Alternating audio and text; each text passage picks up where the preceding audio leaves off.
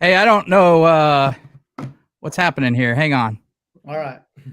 Can you hear me? It's acting funny. Yeah. What's happening here? Hang on. All right. Can you hear me? It's acting funny. Yeah. What's happening here? Hang on. All right. Can you hear me? It's acting funny. Yeah.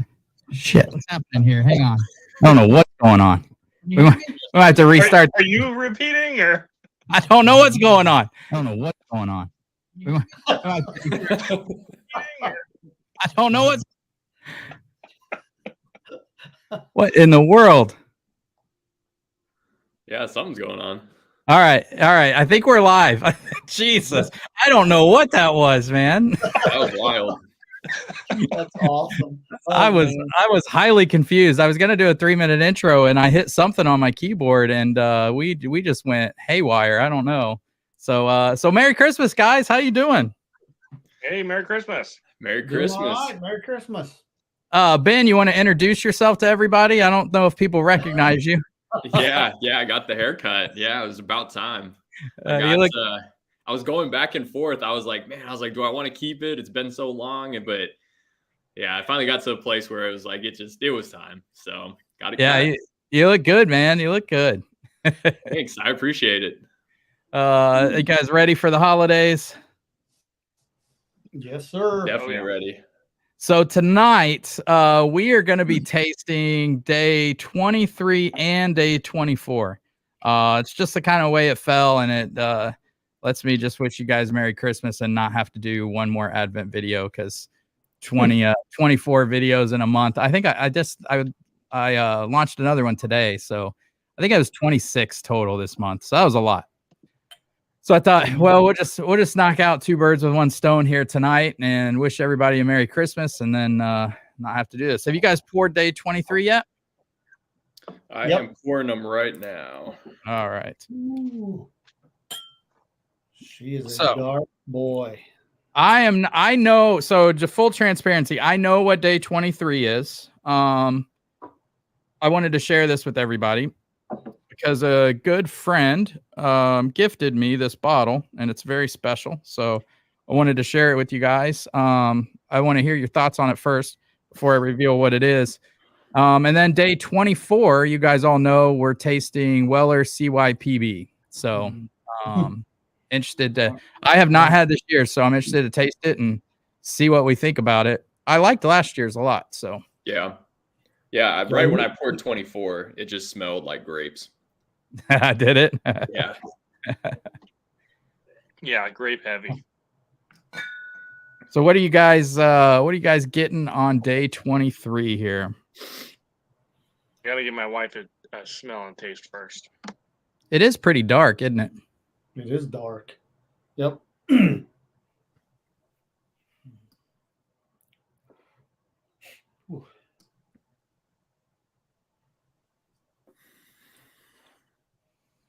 Oh, that's a creamy gal.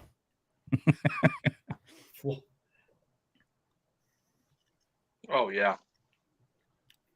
Easy, and then just slowly starts to creep in.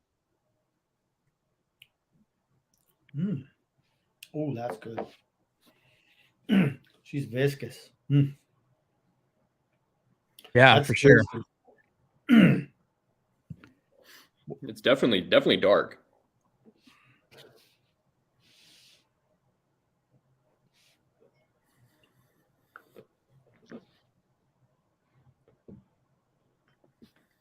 I get a lot of vanilla on that one.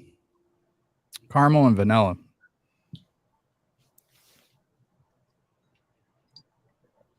I will say that's probably the best offering I've had from this particular distillery.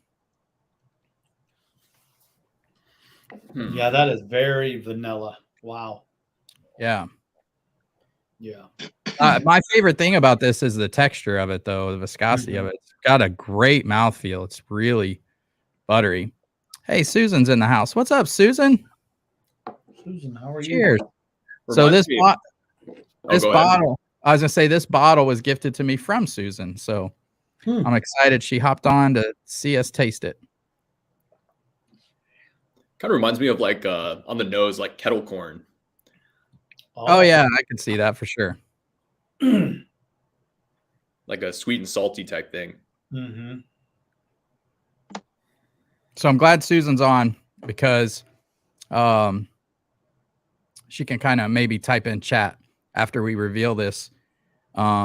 Anything else she knows about this bottle that I don't, because I haven't looked anything up on it, so I don't know. But it's very special. I was very very, I don't know, honored that she gave it to me.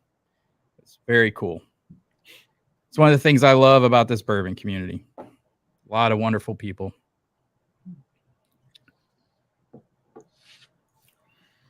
Susan, do you know what the age is on this? That's good. That is good.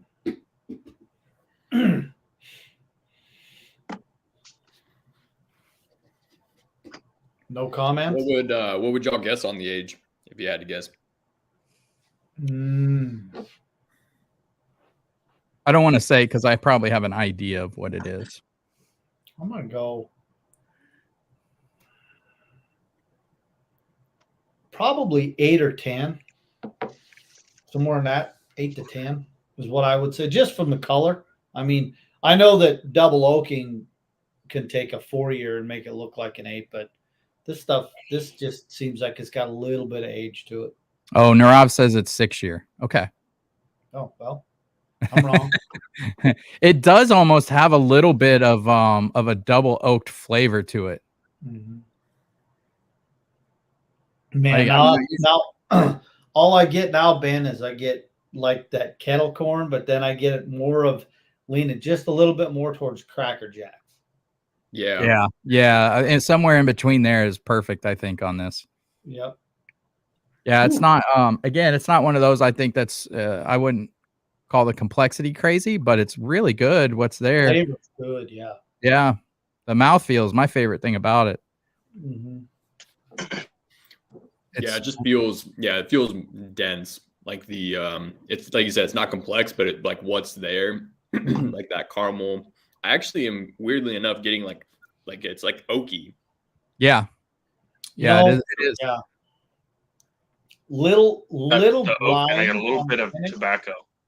Yeah, I get a little tobacco too. Oh, Susan says 4 years. Okay, this is 4 years. Oh, interesting. Yeah. Wow.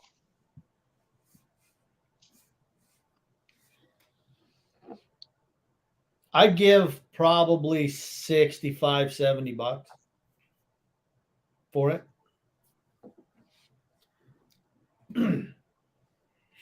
Yeah, I think that's fair. I don't know. I have no idea what this bottle costs. That's good because I don't get a whole bunch of corn like regular 4-year product. Yeah, I mean for a 4-year, this is really good. Mm-hmm. Yeah. Normally from this distillery, I get a lot more grain forwardness on their products, or not neutralized grain spirit, as Jackie Zykin would say. Susan. You mean not the what is it? The scrubbed out. Yeah. Whatever she called that. Yeah. Stripped down. Stripped down. That was it. Yeah. Pasteurized. So Susan just put the proof up there. I think the proof point is perfect on it. I love the proof on it because it gives me a little bit of a hug. The finish is long. It's a long finish, and it doesn't fight me too much, which is what I'm loving about it. Yeah, I like you get the, like Jason, the pop rocks. Yeah. The lips and the jowls. The jowls.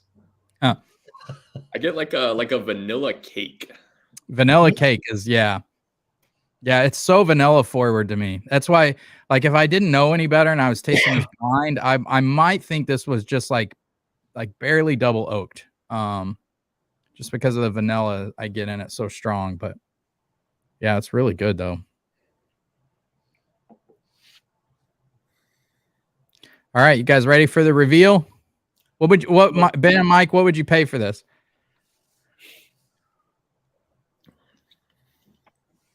I think right in that 60 range is for a 4-year product. You know, a lot of those more craft distilleries and stuff like your product they're putting out at $60-$65. So I think that's not bad. I mean, it is a good. I don't know. I'd say because I think it probably is like from a craft distillery. I would say 70. 70. Like 70, 75. You guys have any guesses? What distillery?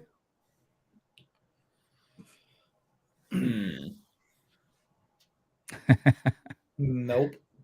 Nope. I got nothing. This is really just a guess. There's not a lot of things leading me to this, but maybe Starlight. I don't know. Yeah. So I mean, I wouldn't guess. I wouldn't have any guesses on a particular distillery because I think this is better than anything I've had from there that's not finished. So, Ben, you are absolutely right. It is Starlight. Wow. It is the breast cancer bottle. Hell yeah. So you guys know, obviously, most of you know, my wife has breast cancer, just recovered from breast cancer. So Susan brought me this at a meetup, and I thought, man, that's the coolest thing ever. And awesome. What better thing to do than share it with all of our patron members? And yeah, I really like it. Oh, it says aged 4 years on there. I didn't see that, but this was selected by Mrs. Huber, Dana Huber. So that's awesome. That's why it's probably good, because a woman picked it and not a man. Yeah. Yeah. Palates are better anyway. Yeah. And it's a 4-year Starlight. I get so much corn. Yeah. On that. That's really good. Yeah. Isn't that good? Yeah. Those earlier Starlights, the 4 years, the straight bourbons, to me, they're hot. They drink really hot. And this one doesn't drink this. I would have said around 110. Yeah, I probably would have too, Ed. Yep. So Susan, thank you so much. It means the world to me that you thought of me and gifted me that bottle. This is one I'm going to keep even when it's empty, but I'm glad I got to share it with the patron members.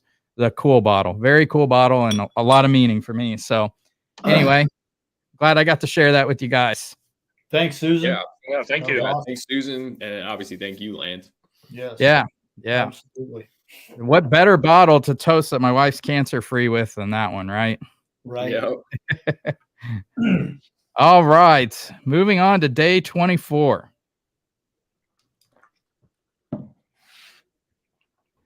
Okay, so let's see. Susan's giving us some more information here. Yeah. This is the first pick done by Miss Dana Huber with money going to Norton Hospital in Louisville. Oh, very cool. I didn't know that was her first pick. They need to have her do more. Yeah, no kidding. Yeah, that was really good. I probably, blind, I would have guessed that to be somewhere. I wouldn't have guessed 4 years, I don't think. No, I would have said, I probably would have said somewhere like 6 to 8. Yeah.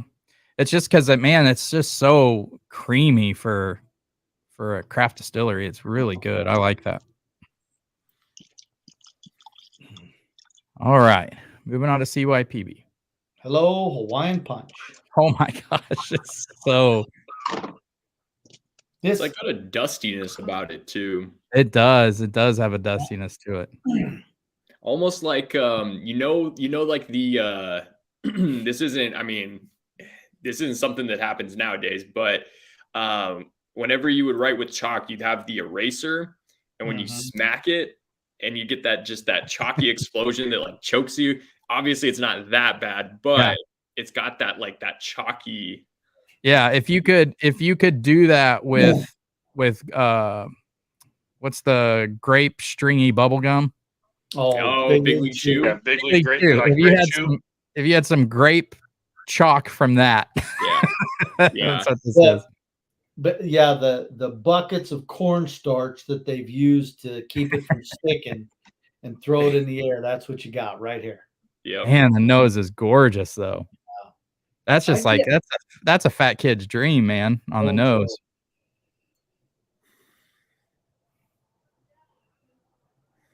All right. Well, cheers, guys. Merry Christmas. Love you guys. Cheers.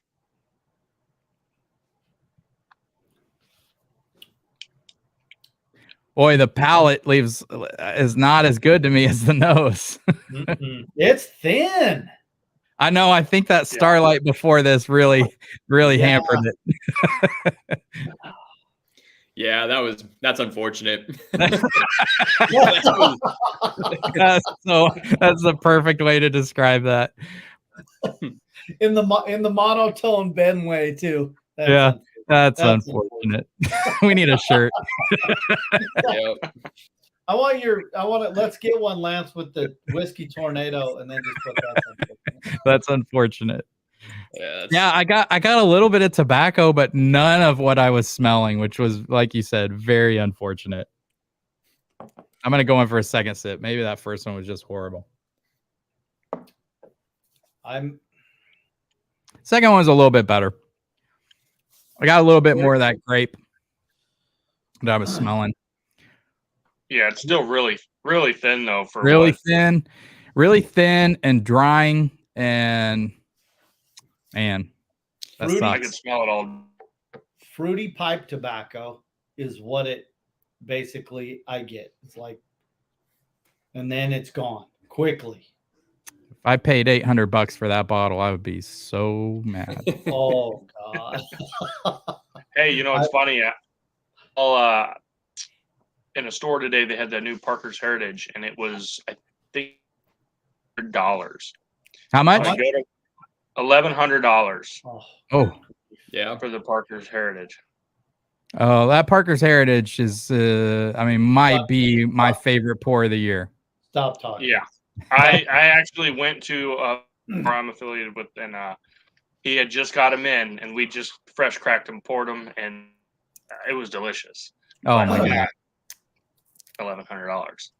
Hey, I tell you what, guys, on our bourbon of the year, I'll include another sample, and we can do either Parker's Heritage or Old Fitz 17.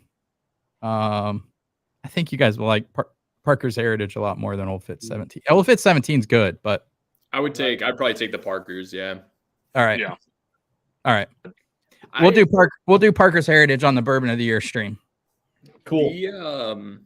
I just wasn't like, especially that, what was it? The 9-year, the 8-year that you sent us samples of like a while back. Like it just was not good. Like, and I'm sure, like you said, the 17 is much better, but yeah, I'm just like, that's tough. I've had the 9-year twice, and it's not that good. Yeah, it's kind of disappointing. Like, I would much rather take Rebel Yell 10-year. For sure. Yeah, the Old Fitz 17 is really fantastic, though. You just have to get your mind right that you're about to drink 100 proof bourbon. When if you throw that into blinds, it's going to get killed with some higher proof stuff. But right. It's almost like that the Wild Turkey Father and Sons. I had that in a blind once, and I didn't like it, and then I had it on its own, standalone, just sitting in my living room with no distractions. And it was freaking beautiful, and I loved it. But I don't know. Sometimes you can't get the nuance of some of that stuff if you're doing a blind or doing it with a bunch of people around. Or sounds funny, but it's true. Was that Father and Son like 86 proof or 90 proof? Yeah, it's pretty low. Yeah. It's kind of like the Russell's Reserve, like 2002. It's like one of their real special releases. It's kind of the same thing. It's like a real low proof like that, and people dump on it for that. But it's like ultra aged, and it's just, you just have to go in knowing, hey, it's a low proof. It's going to be thinner. Yeah, exactly. Right. This is getting a little bit better. That first sip, though, man, was not. I poured mine back into the sample and capped it up, and I went back and poured day 3. Good That's a good plan. Yeah, it's coming off like kind of funky right now. Is it coming off of the heels of the other two? It tastes much different. Like, it feels more rye forward. But I think it's part of it too. It's like, that's the thing with samples is you can have a sample, and if you drink half of it and you leave half of it and then come back to it a month, 2 months, 5 months later, it's like, it's totally different. Yeah. Mike's stripping down on camera. I missed it. What'd I miss? It's cold here, but it ain't that cold. I'm starting to get hot. Did you show a nip? No. What is it, Mike? 55? It's supposed to get down to, which is cold for Florida. What'd you say? What is it? He cut out right at the most important part. Yeah. It's supposed to cut down to 35. tonight. Oh, we're at negative 35. Hey, Well, that's tying like into- the wind chill and into that. everything. What's the actual temperature? It feels like negative 35. No, what is the actual without the wind chill? One below zero right here, right now. It's like 8. Yeah, somewhere around there. So I today and last night I was helping a buddy move, and man, it messed me up going like outside, inside, outside, inside that much. Like it's a weird thing. Like your body having to regulate that temperature. But it got cold here for Texas. It was I think like 19 degrees, but then there was wind chill on top of it, so it was feeling like -2. But man, yeah, I don't have the proper clothes for that. There you go. Yep, that's what it is. Negative 41. No, that's the real temperature in Butte, Montana Yeah. on Jesus. Thursday morning at 7 a.m. or Wednesday morning at 7 a.m. That's real crazy. temperature. That's insane. It's That's like, so what do cool. you, yeah, I mean, gosh, you think about, like, I think about the houses here in Texas. We have a lot of stone Mhm. houses. And it's like, you just turning your house into an ice box. Like Well, that and stone starts getting cold and just holds that temperature. I And the saw other a thing- Go ahead, Lance. oh, I would just say I saw a video. Somebody posted a video and they had a sink on an outside wall and they have it dripping. They have it dripping. And you ever been in a cave and you got those like, what is it, stalagmites or stalactites? Yeah. I can't remember which one comes from the bottom up, but it's dripping and it's just like forming this ice crystal all the way up to it's just freezing as it comes down. It was wild. When The thing I was driving to go help my buddy, there's a couple farms that are close to us, and there was a mailbox, and I don't know how this happened, but the whole thing was just like, it looked like someone had splashed it with water, and it was just the ice like huge, like pretty much all the way down to the ground. Like it was just like basically an ice box. It was, yeah, it got cold so quick here. It was like 50, and then in the span of a couple hours, it dropped down to like 19. Narav's headed to Texas. He's headed to Texas to warm up. Yeah.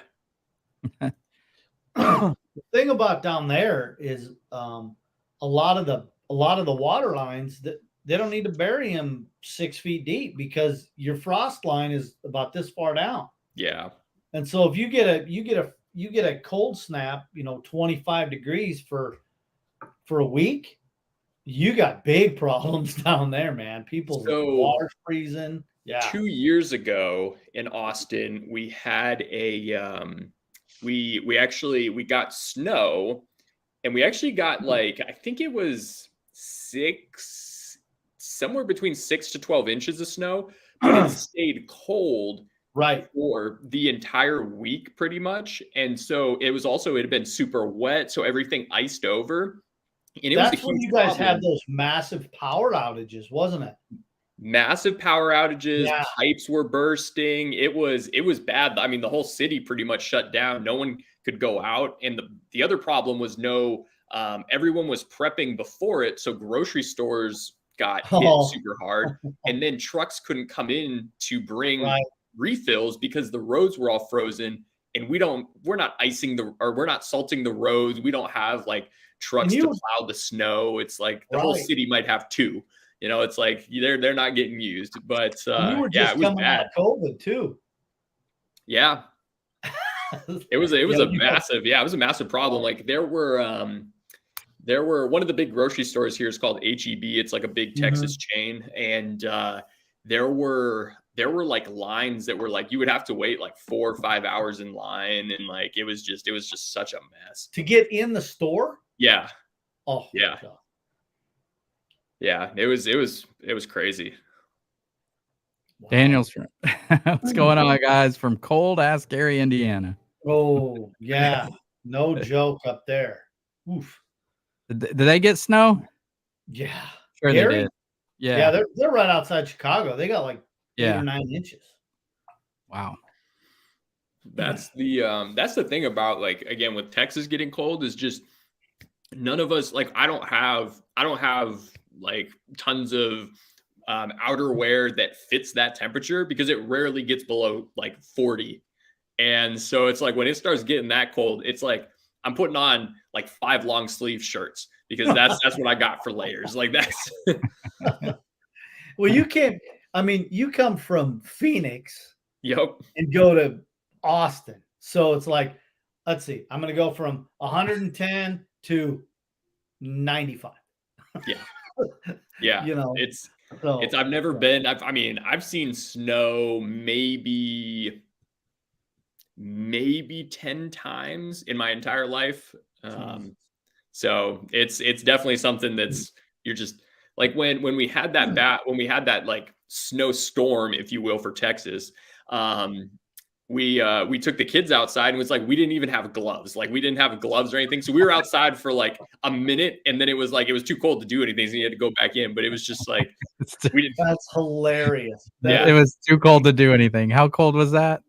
Yeah. I mean, Well, it was probably like single digits, but Yeah. I have a client from India and his brother just flew in Wednesday and he has never seen snow. And I was like, man, you flew in at a good time. Right. And he's like, well, all I brought was shorts. And I was like, you're in trouble, man. Stay inside. Yeah, don't go outside. Dang. yeah, that's Yeah, my kids are flying in tomorrow from Pasadena. And I looked Christmas Day. It's a 78-degree temperature difference from there to here. Crazy. I had a friend, this was yesterday, trying to fly into Bozeman and they couldn't. It was too cold. Too cold. Yeah. Yeah, a lot of the planes they had to go to a weren't even different airport. So Bozeman was 30, like 37 or 38 below. And then Butte was the coldest temperature in the state.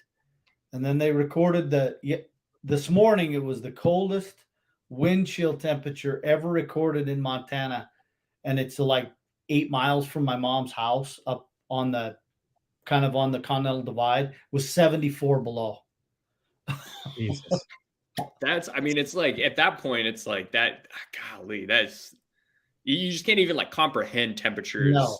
At that. Yeah, it's kind of like the people that go to the researchers that are like in Antarctica and stuff like that. It's like because with the internet being more popular now, it's like you'll see them taking like videos and posting them and stuff like that on like what they have to do to like what their day looks like there, and it's insane. It's almost like going to the moon. It's like another world. Yeah, it really is. What'd you just pour, Ed? Is that Michter's? That's the Michter's, yeah. Yep. What were your guys' favorite pour from the advent calendar? 21. the Knob Creek. Yeah. It was so good. So good. So yeah. Well, first tell me what your favorite pours were, and then we'll go through this last week. The Calumet, I'm trying to think. Calumet 16 was up there for sure. That was my favorite. I was really surprised too. Yeah, that was my favorite. I thought Michter's was gonna do it, and then the Knob Creek, the A1 Knob Creek pick was my second place, which is just, man, the texture on that thing was beautiful. It was so good. The Weller Antique pick was really good too. Oh, you like that? You like that too, Mike? I must have been off that day. I need to go get that again. I thought I can't. First of all, I didn't think it smelled or tasted like Buffalo Trace, but Ed did. I don't know if you guys did. It was like what I say, Twizzlers. Like you open a bag of red Twizzlers licorice. It's Yeah. exactly what it smelled and tastes like. I want. So that was a Big Grove Weller pick. It was a 107 pick from Big Grove, which is a restaurant near here. I haven't had any of their picks really. I've heard they're good. I don't know if sometimes when people do store picks, they're trying to go for like the smoothest, easiest drinking thing, and that kind of came off like that to me. What day was that one? 19 or 8. It might have been 19, day 19. But yeah, for a Weller store pick, 107 store pick, I didn't like it near as much as some other ones that I've had. That's not to say it was bad. It just, I don't know. It just didn't taste like Buffalo Trace to me. It was really weird. I got a lot of like the fruitiness from it. I was gonna go back to it. I have to go grab it, but yeah, I'm gonna try it again and reserve my judgment until I do.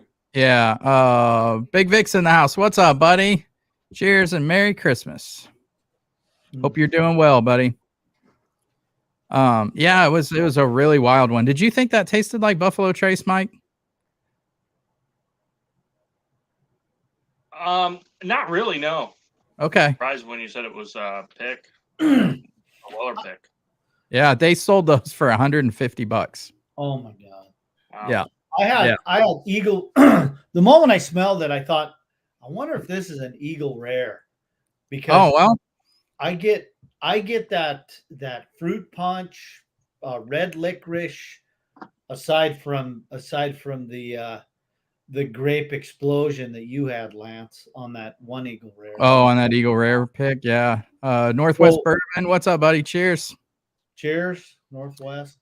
But yeah, so that's what made me lean Buffalo Trace, is because in the past, in all of the Eagle Rares that I've had, and even like Weller, I get that red licorice, that fruit punch, Hawaiian punch note, and I'm like, this Buffalo Trace, I think. So, well, I should have known, because when I went to Big Grove, I asked them, I was like, "Is this a NCF pick?" And they're like, "Huh?" And I'm like, "Is it non-chill filtered?" And they're like, "I don't know. I don't know." And I was like, "All right, well, give me one of them." And yeah, I don't know that I'll buy another one. The A1 pick destroys it, but the A1 pick's non-chill filtered. I think when you get not even comparable. It's not even. No, it's night and day. It's night and day. I really like the barrel. That one was one of my favorites. Yeah, it was not like any barrel I've ever had. Any barrel batch. I mean, so good. I agree. Like, I got a little bit more nuttiness on batch 33 than I have in any other batches. Yeah, and then that other one was, I knew it was rum as soon as I tasted it. I'm like, this has got to be rum. Yeah, but yeah, I couldn't figure it out, man. I don't know why. I was just like, what is that? It's weird. And then as soon as I opened it and saw it was rum, I was like, oh, makes so much sense. That wasn't as good as that one wasn't as good as the sample you sent us, Lance, before. No, the last year's A1 Grander rum finished in toasted barrels that thing's unbelievable. Yes, that's fantastic. That's the best rum I've ever tasted, hands down. Yeah. But it's wild. Some people that that visit A1 a lot like the one finished in Weller barrels that you guys had in this advent calendar better than the one in toasted barrels. I don't even think it's close, but for me personally. No, I didn't think it was as viscous or as complex as the other one. Yeah, I agree. Kind of one note, kind of flat. I don't know. It's if you like banana and like that cane sugar sweetness, like I could see that, because this the one that was finished in the Weller barrels was like very sweet and was much more rum forward, whereas the other one, it felt like it took on more of the barrel characteristic of the double oak.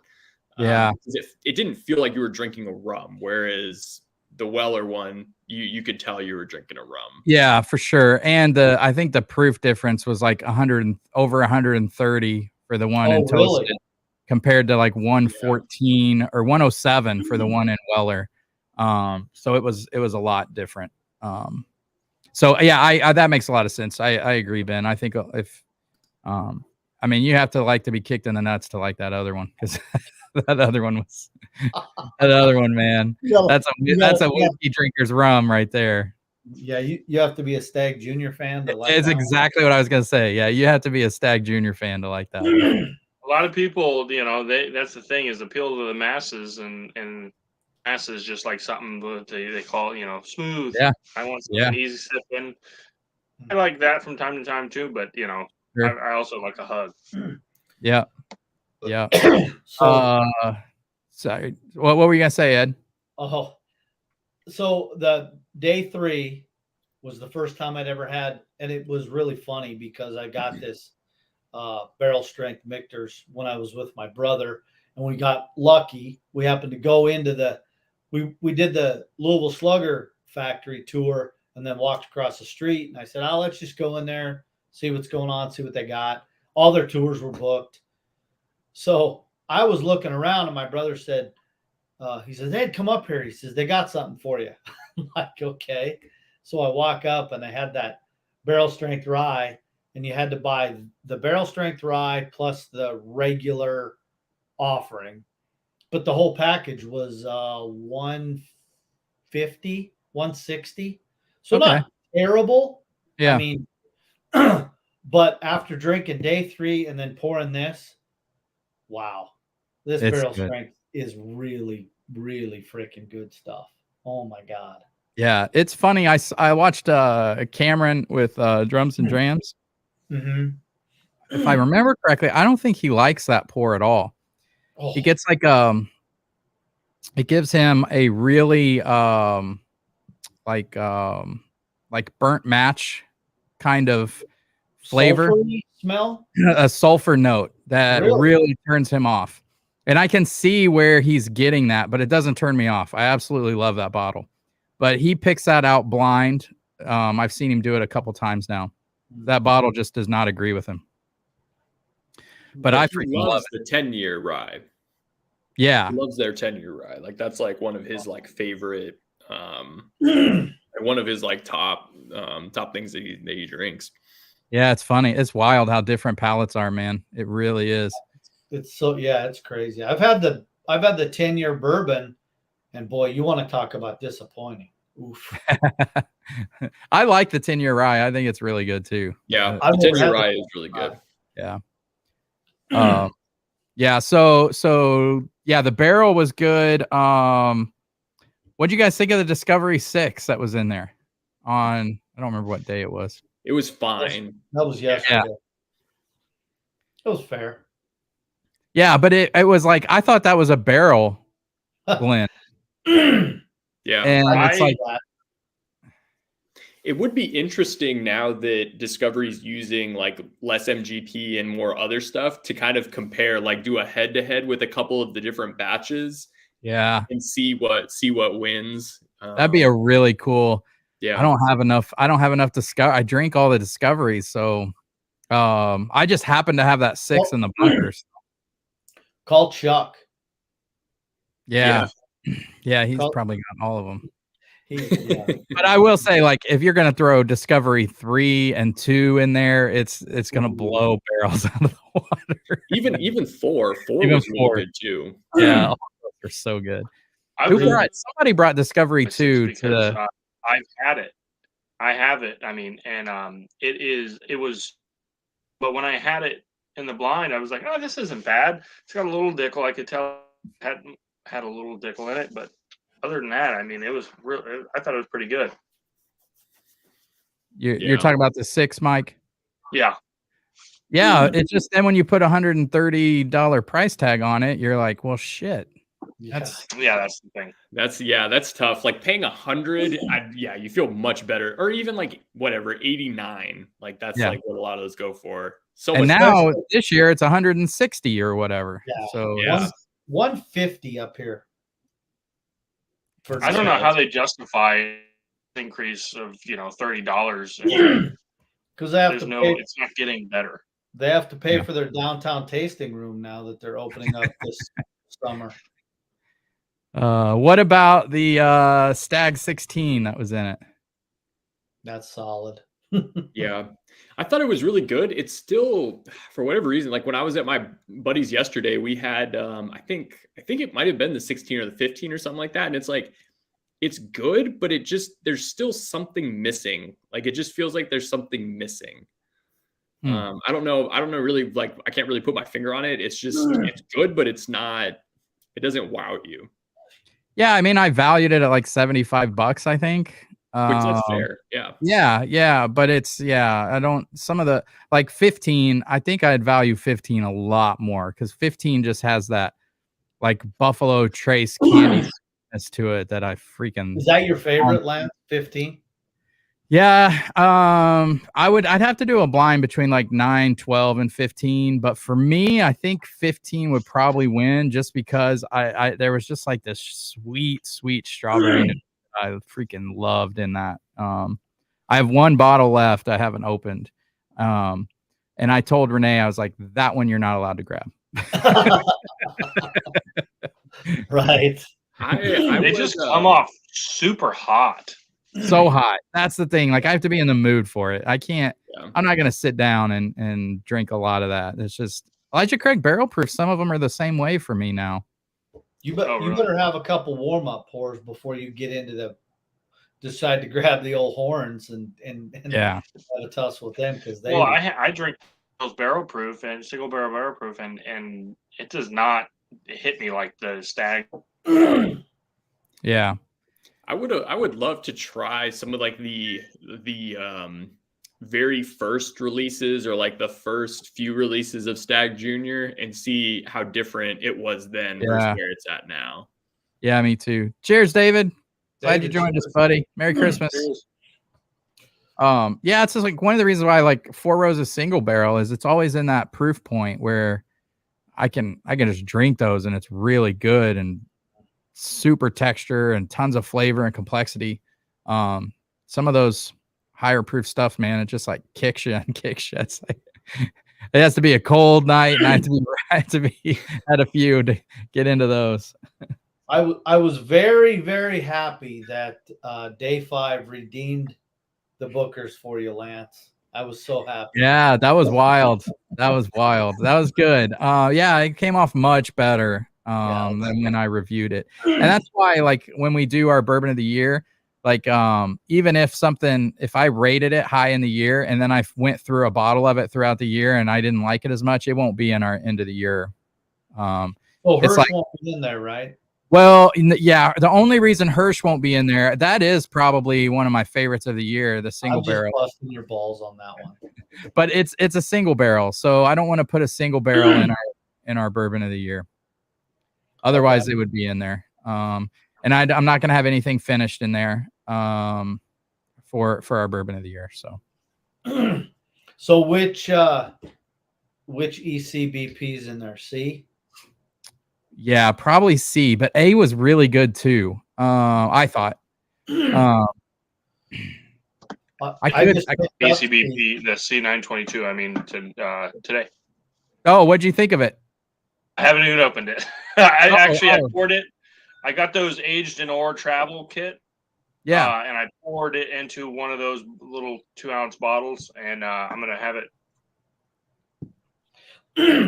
I picked it up last weekend. I haven't opened it either. Yeah, I probably C922 will be in our bourbon of the year. It was solid. I really loved it. I thought it was close to back to 2020 ECBP picks or batches. So did you see? I can't remember which list, but they rated Larceny Barrel Proof Bourbon of the Year. Oh, really? Which one? You don't know which one? The B522. Oh, because that batch will be in our bourbon of the year because I freaking loved it. I made it. I forget where I saw it. Maybe it was anyway, I basically thought to myself, well, there goes larceny. Now we'll never see it again.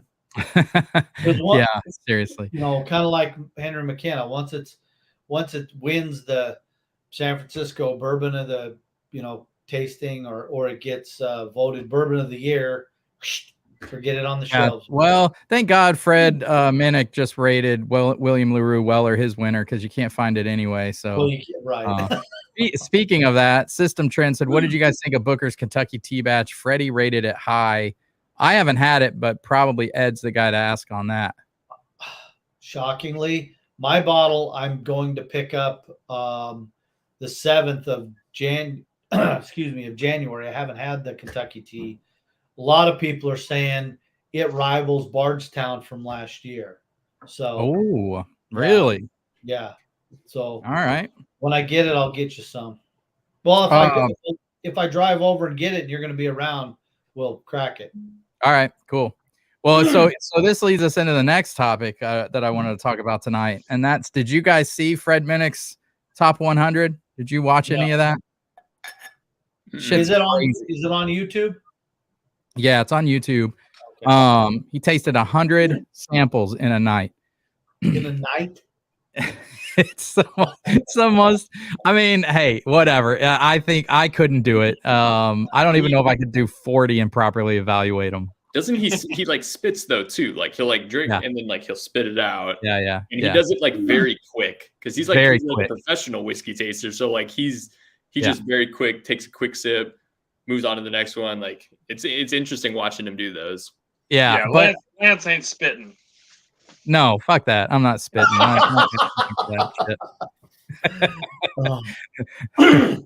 Spitting's for pussies. But what's interesting is like Russell's 13 wasn't in his top 100. What? Not in his top 100. Calumet 16, not in his top 100. I don't know. Seems crazy to me. This batch C 922 of Elijah Craig wasn't in his top 100. I mean, you could scrutinize any of these lists. I'm sure someone will scrutinize mine. But what's that, Mike? What was it? All just BTAC? Heaven Hill 17 year. He had a lot. Fanatic lately. Yeah, like that Lee Sinclair stuff. He likes a lot of grain forward, as Jackie Zykan would say, not stripped down neutralized spirits. He likes grain in some of his spirits, it seems like.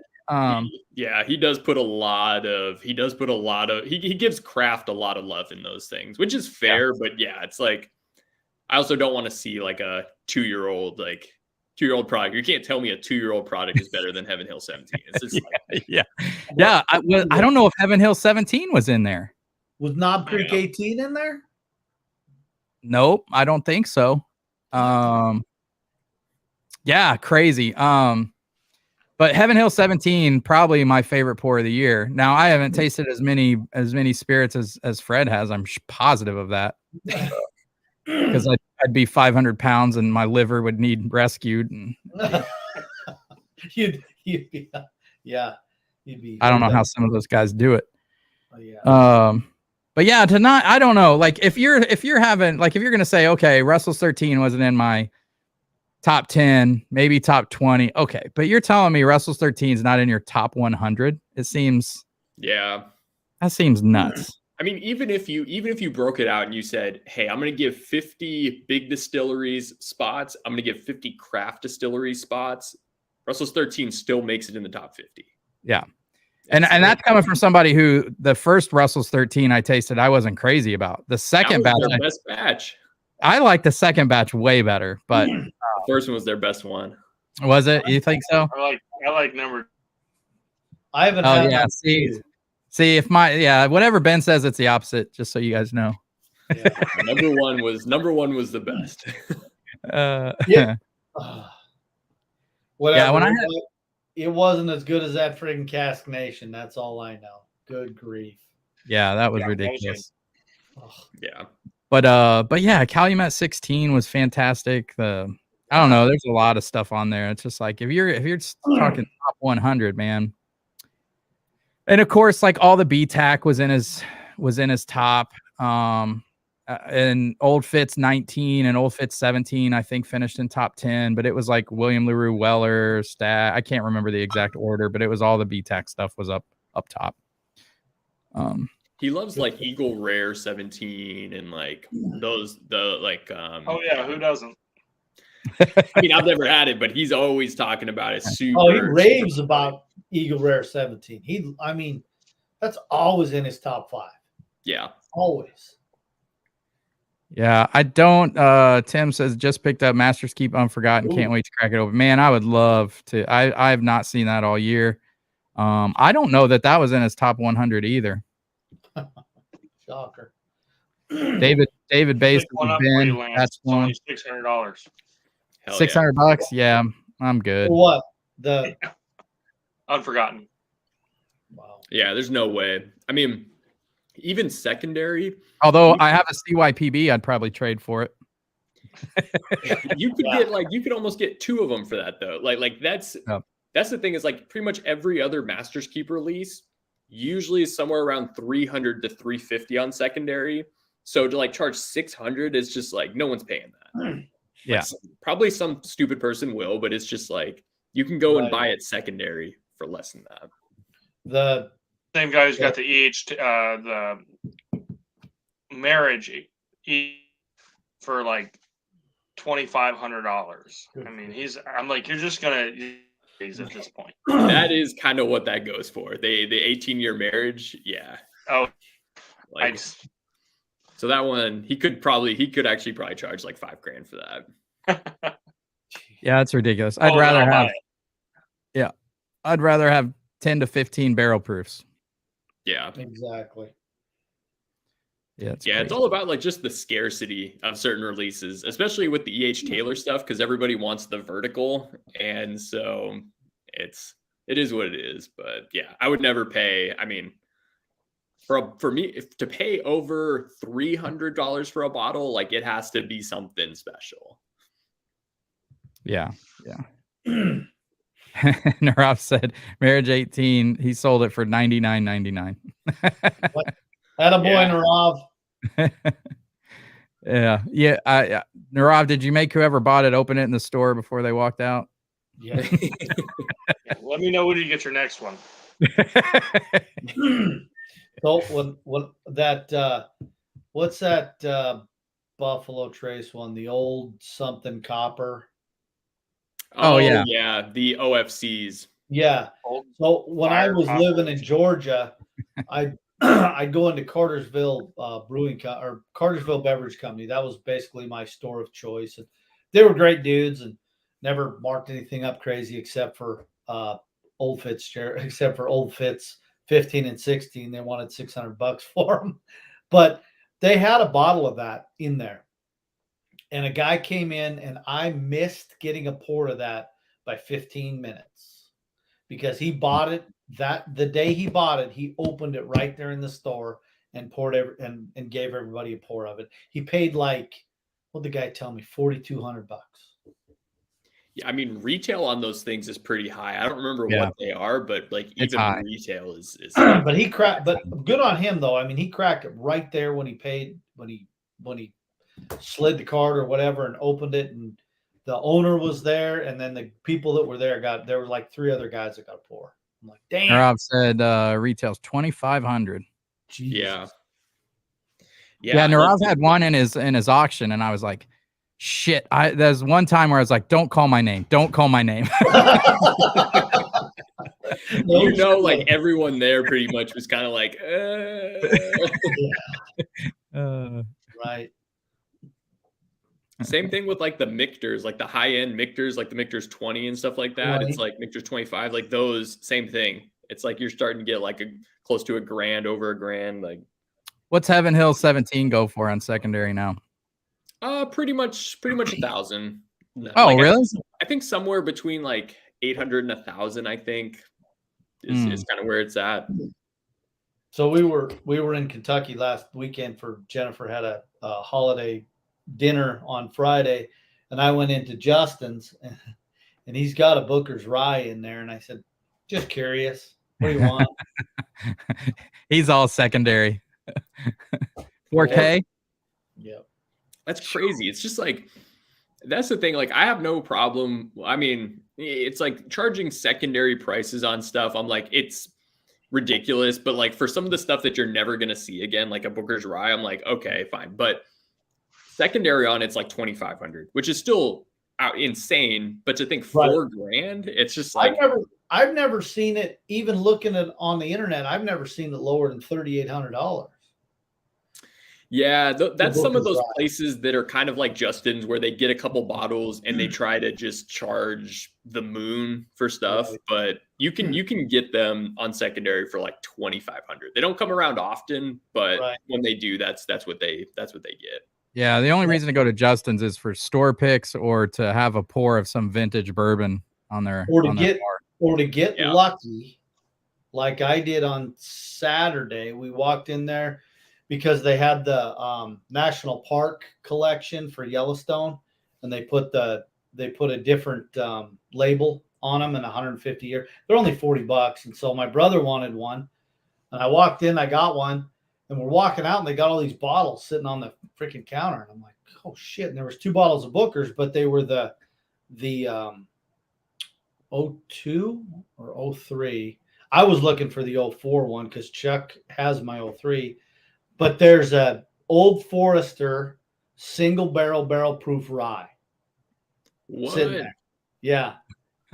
$100. I'm like, oh wow. Give me that. Yeah. Give me that thing. And he told me, he said that's only the 3rd bottle that they've seen in the last 2 years. Wow. And he was selling it for $100, which is kind of shocking. You'd think he'd be easily trying to get $250, $300 out of that thing. Yeah, for sure. But yeah, so right place, right time, got lucky. Wow. So. Yeah, same thing with like the Jack Daniel's barrel proof rye. Yeah. Same thing. It's just like those, I mean, people will pay quite a bit of money for those. Right. Man, that's one I never saw when those came out. I was never able to get my hands on one of those. I've tasted several of them, but never got my hands on one. Yeah, I never saw one in the wild either, ever.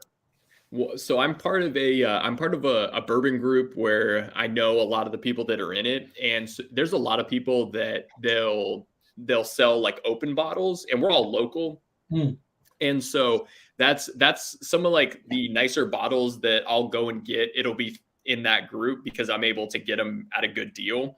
And the barrel proof rye was one that I've got. So I've still got like half a bottle of it left. Oh, nice. But yeah, I mean, I would never have seen it if it wasn't for that group, but. So so favorite pour of the advent calendar was between Calumet, Michter's Barrel Strength Rye and Knob Creek. And the A1 Knob Creek pick. Yeah. Those are all solid. What was the biggest surprise of the advent calendar?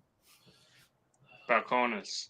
The A1 Balcones pick. I loved it. God, I loved it. Funky. I didn't hate it. It was just so funky. I mean, that's like perfect in your coffee Christmas morning. Yeah. He might still have some more left, Mike. What'd you say, Ben? I said, I've never had something that chocolatey. Yeah, me either. It was nuts. Mike, if you want me to get you a bottle, just let me know. I think he's probably got some left. If he's got some, I'd gladly take it, and I'll do whatever we got to do. Send you some money or whatever. But right. If not, I'm gonna for sure. Yeah, that was a really cool pick. I'm surprised as many people loved it as they did, just because, like Ed said, if you don't know what you're drinking, that would throw you off, man. You'd be like, what in the world? Yep. Yeah, but I think that one, a lot of craft stuff, it's tough to justify the price, but it's like $80, $70 on that. It's like, or even 90, like that's a good, like that's something you're just never gonna have something like that. No. And that was a single malt? No, it's a rye. It's a Texas rye. Yeah. But it was a A1 pick. And then the Healing Station was cool, I thought. That was a really interesting Oh, pick in the calendar. Yeah, I like that one. That one kind of tasted like Old Forester a little bit. Lot to me. Yeah. I thought it was. That was a good one. That I enjoyed that one a lot. That was so freaking dark, man. That was that well, the Balcones was, gee whiz, the color on that thing is like motor oil. Yeah. Both of those picks were really dark. Right. What else was really good? Yeah, the Barrel Batch 33 I thought was cool. I always wanted to taste a barrel product blind. Well, we tasted one with Dusty Dan, and I think I called out that it was barrel too, but it's still, man, their stuff blind is really good. It holds up. It's good. I get pissed because now I'm on the barrel train. I'm like, shit, I don't need to be on another $90 bottle train. The only problem that I have with 90 is the new 50. Yeah, you're getting a deal at 90 now. No. It's so like barrel stuff is tough because it's just, even the good ones, I still want them to be even a little bit better. Like I'm just like, it still feels like they're just like, they're some of them are really, really good, but it's like they're just not quite like wow, like amazing. And so it's like, you're getting good quality usually, but it's like, it's just not like, I don't know. It just feels like there's like something missing there. Like a good, like Elijah Craig barrel proof batch, like those, like there's something in there that's usually like, wow, like this is amazing. Like you just don't get something like that usually in the barrel stuff. Like, so you're like, what are you referring to? Like maybe the age or the darkness of it? Because a lot of the barrel products are more lighter, fruity to me. Whereas like the Heaven Hill stuff's darker, oakier. You can tell there's a little bit more age on it. It's like, I think for me, it is missing the age component that I get in the Heaven Hill stuff that I really love. It's tough to have it because when you start blending stuff, it kind of like you go to the median age, and right. So it's like usually you're dealing with stuff that's anywhere between 8 to sometimes like 5 years, somewhere in that range. And so it's like it just feels like there's just something missing. Like it's still, some of them are really, really good. Like the barrel one that we had, it was still really good, but I wouldn't go like, oh man, I need to go buy a backup. Like I need to go buy the bottle and buy a backup. And like, that's, I think, the good indicator for me of like, is this something that's a wow, or is this something that's good, but not like, I've had some barrel products I want to buy backups of, like Batch 27 was one of my favorites, but, like you're saying, like I think their age statements that they put on most of them are usually around 5 years because that's the youngest stuff that's in there. And it is hard you can't blend the youth out of that stuff. So it's like you're trying to cover up some stuff, and it's just not as aged. It's more fruity and lighter to me than some of, like you're saying. I think that's so I get what you're saying. I think with blending too, it's just it's tough to blend like a phenomenal. It's tough to blend like a phenomenal bourbon, like, because I was just thinking right now of like the Hirsch, that Hirsch cast strength pick, the A1 pick. It's like, that was phenomenal. I would gladly buy backups of that. And it's like that, and that wasn't super high aged. And it's just like, it's interesting how some stuff you'll have, it might be 5 years, 6 years, and it's really, really good. And then some stuff like these blends, it just feels like they're trying to almost, I don't know. It's like, how do we throw some bad bourbon in with some good bourbon and see if we can come up with something that's good? But I don't know. It's sometimes some of the batches, like I said, they're good, but some of them are just kind of like, they're okay. Yeah. I see what you're saying. What are you drinking there, Lance? Which single barrel? This is a Four Roses pick. It's a OBSQ. It is, I forget the age on it. I think it was like 11 years. Damn. Well, yeah, 10 years, 10 months. This is one that was selected by the master distiller. We were down there on a barrel pick and just ran by, and they happened to be putting them out. We got kind of lucky. It's a great pick. It's really good. I'm starting to really love Four Roses more and more.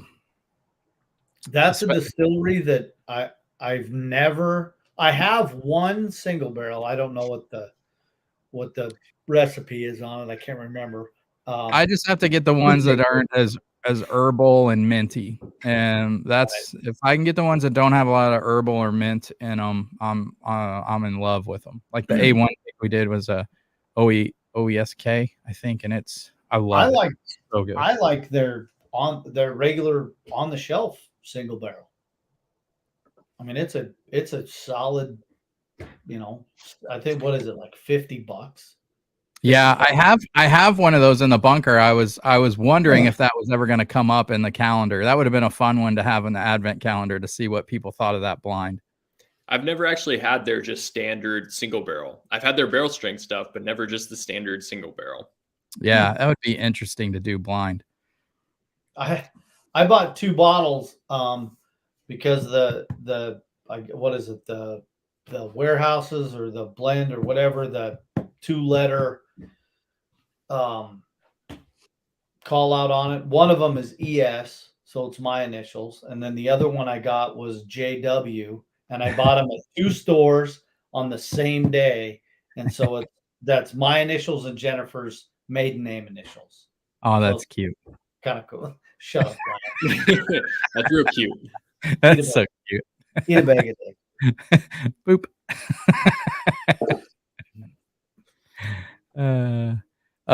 C. Davis said he's at a bar, can't hear, but what was 23 and 24? So 23 was a Starlight pick. It was a gifted bottle from Susan Mattingly, and it's Starlight's, it's their breast cancer bottle. The barrel was picked by Dana Huber. It was her first pick, the owner's wife. 115.8 proof, 4 years old. So just a really special bottle that was gifted to me since my wife had breast cancer. So I'm just happy to share that with you guys. That was fun. And then day 24 was the Weller CYPB. So we all agreed on the Weller. The nose was ridiculous. The palate was unfortunate. I'm quoting Ben. Oh man, I'm going back and just smelling the glass from that Weller. It's a friggin' candy shop. It's like going into a damn candy store. Yeah. C. Davis said 23 punched me in the mouth. Yeah, it was like 115, almost 116 proof. We all thought it drank less than the proof, but really loved the mouthfeel and viscosity on that. Yeah, I think if that's the other thing too with the advent calendar is usually like I'm just doing these first of the night. Like this is the first one I'm drinking, and so when it's the first one you're drinking, I could see how that would like kind of punch you in the mouth a little bit. Yeah, that's like when you rip a Stag Junior as your first pour of the night. You're like, holy shit balls. Okay, this one's for real, right? I think if I'm not mistaken, I think 2 years ago, I think we did have a Stag Junior in the advent calendar. We did. It was like the second or third pour of the calendar. I think we went like, Blanton's Stag Junior. Yep.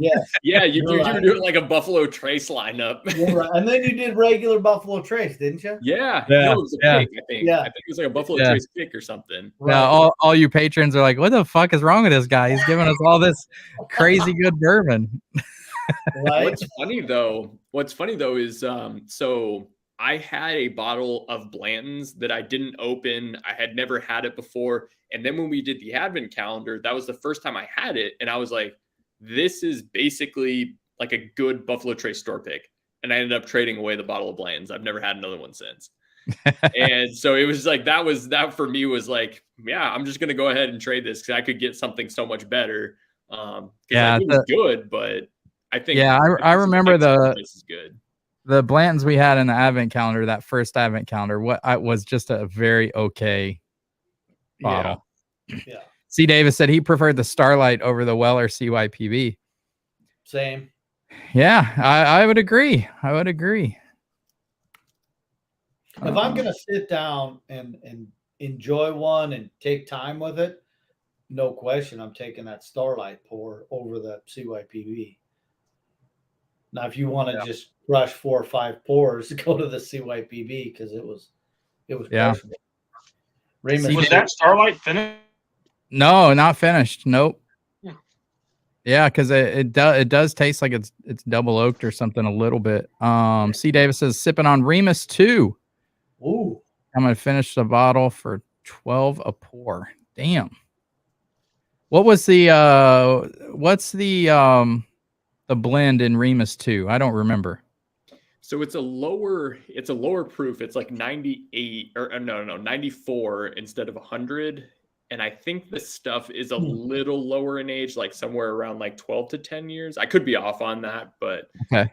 People weren't really like those like 1 and 2 weren't super sought after because they were like a slightly lower proof, and the age I think was a little bit less, but I could be off on that. I just posted the Remus Gatsby Reserve review today. I saw that. I haven't watched the video yet, but yeah, I need to go back and watch that. It was fun to review, but goodness. Yeah, I watched it. I think I agree with you about that. Have you had it? Is that 250? Yeah, 250. Jesus. Yeah, and the thing is, like, I bet some of the Remus, just the 4 or 5. I didn't have the 6. I heard it wasn't that great. 3, 4, 5. I bet all side by side with this one are just as good or better. I think out of a lot of the bottles on my shelf, the one I'm going to be the most sad when it's gone is that Remus 3. Man, I love that thing. And it didn't even win our bourbon of the year first year. It was in the lineup. I know. Remus 3 is so good. Remus 3 is good. Yes, it's so I actually lied. Remus 2, it's 100 proof, but it's got 11-year, 10-year, 11-year, and 10-year. So it's like an 11 and 10-year, just different mash bills of stuff blended in. But I think the Remus 1 is 94 proof. But any Remus 3s out there to be had, Ben? Are they tough to find? I haven't looked in a while. They're probably like 150.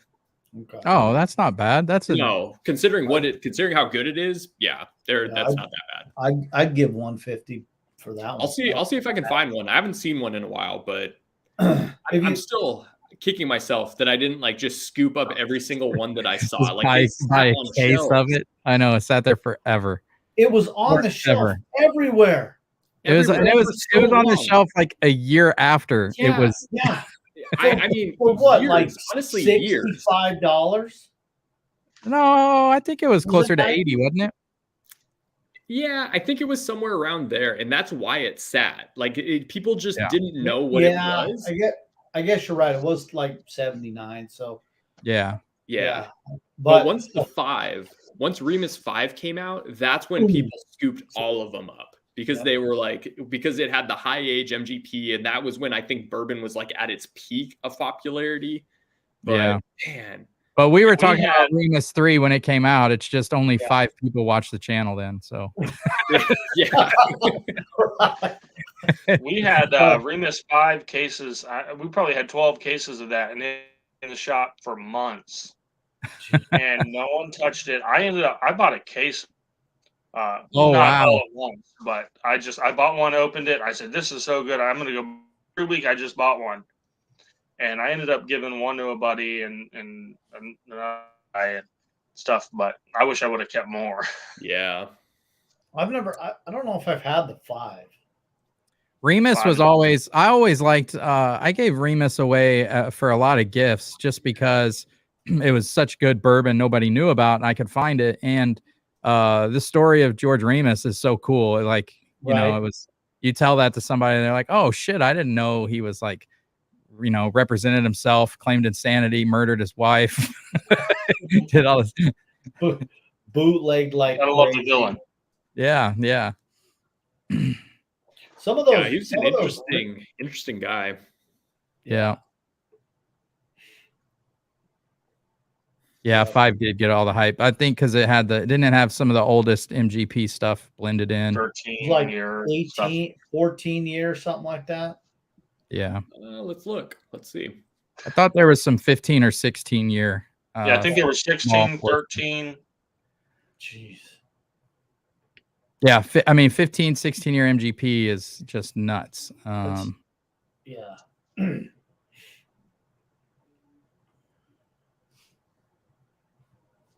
But yeah, it was like 15-year stuff.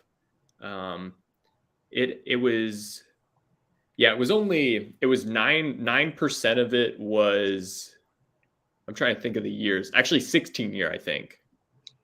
And then 5% was 15-year of a certain mash bill. 19% was 15-year stuff with a different mash bill. And then 13-year was like 12-year. And then 54% was, what year would that be? Like 12-ish year stuff. So like the youngest stuff was like 12 years. yeah. Yep, there's some. I got it for under $100. Yeah. Yeah. I mean, Crazy. Yeah, I mean, I'll have to go back to Remus 5. Even Remus 4 is good. Remus 4 doesn't get a lot of love, but that stuff is good Yeah. too. Oh yeah, 3, 4, and 5 were all good. I thought 3 and 5 were probably the best for me. But any of those today, if you look at the prices today, I mean, any of those just like outshines everything today. Yeah. yeah. I get like on Remus 3, I get like this really unique lavender note. And it kind of reminds me of Willet almost, but it's like, it's just so unique. And I had it last week when we did our stream and I forgot, like every time I go back to it, I just forget how good it is. Huh. Are you guys good to do the bourbon of the year next Friday? Yep. Yeah. On the 30th? Yeah. You staying the course? Well, if I can get them out in the mail Monday, I think they should be to you by Friday, right? Yeah. Hopefully. It shouldn't be a problem. Yeah. So yep. I can pack those up and I think I can get them out Monday. So we'll try to keep it the 30th. Best time of the year. Yeah. Yeah, man. I can't wait. It's gonna be fun. There's something cool about having like the 4 or 5 like different bottles, and you're just like pouring them all out. You got them all sitting there and just going through all of them. Yeah. I don't know. I want Calumet 16 to be in there. I know it's gonna stand out like a sore thumb. But I don't know if I have enough to put it in there. Mike, I saw you sent me a message, but I didn't open it up. What were you saying about the Calumet? I've got 2 bottles. One is, well, they're both open because I bought one when I was away and I opened it. But I also have seen them. I think there's 3 or 4 of them in a store near me. But either way, I don't mind sending you whatever you need. I think I can run. I think I know a store that has some near me. So I'll fill these up this weekend and see if I can get 5 samples poured. And I think I can go get a bottle if I have to. Okay. Well, how much do you have? Because I've got a bottle of it as well. And so if you don't have to send Mike and I samples, like we can still like do our own blind and just add it in if you need. Okay, that would work because I've definitely got enough for 3. I just wasn't sure about if we have 5 guys and including myself, I'll need 6 samples of it. That's going to be close. Yeah. So I mean, I don't care if you know which one Calumet 16 is. I'm pretty positive all of us blind are going to know which one Calumet 16 is. We're just going to have to be as objective as possible. But that medicinal cherry note's going to stand out. With the stuff I'm sending you guys, it's going to stand out a lot. So, I mean, Ed might not be able to taste it, but the rest of us will be able to taste it. What are you drinking, Ed? I'm drinking one of the pours of the year right now. I just poured it, just cracked it. Oh, the Elijah Craig? Oh, yeah. I might have to pour a glass of that. Grief. Okay. All right. I got to find mine. Hold on. When people always say, it's got that toffee smell, it's got, you get the top. This might be the strongest and darkest toffee note I've smelt on a bourbon in a long time. So I haven't had Oh, the last batch of Elijah Craig that I've had was A121. So I haven't had anything since. okay. But I've got Really? some older ones. I was just or not blinding. I was just comparing B. What was it? B5 B520. Which one, Lam? Or which one? B519 and then wow. C920. So B5 C920 and B519. Okay. B520's been my favorite of the last 3 years. That's been my favorite. I have batches all the way back to A, the whatever the 18 is. Wow. All open. Really? Yeah, all That's open. Cool. They look cool, like sitting up on the shelf when you have like the 12-year label facing out. Like they look kind of cool. Yeah, you're right there. Yep. Hey, you got that holiday toast back there. That's a good bottle, man. Yeah, I poured that one. I'm gonna take that too. Which one? That is such a good bottle. That holiday toast. Oh, that Lucky 7. I got that one at right after you were talking about that last year. It's the best toasted I've had. Yeah. Wasn't that like day one of our Advent last year? I think it was. Yeah. People are. This is the first year I saw people really catching on to that bottle, though. That was like Whiskey Tube finally started talking about it. Yeah. That thing beat the brakes off of the Peerless Double Oak. Like the Peerless Double Oak was good in its own right, but the holiday toast crushed it. Yeah. I've got one in the bunker, and I'm not sure what batch it is. Oh, Trey said, "How are me and Narav the only ones on here? Because you're on Facebook and not on YouTube." It looks like, but I mean, there aren't that much more watching on YouTube. But he's like, I can't get off now. It's gonna be one person. Yeah. Oh man, this Elijah Craig C922 smells so good. Mm-hmm. I haven't had it next to A122, so. Oh man. Oh my. Ooh. I tend to like the B batches more. I don't know what it is about them, but I'm excited to try the C batch. Oh, it's good. There's nothing like the 2020 batches of Elijah Craig. This stacks up, I think, Ben.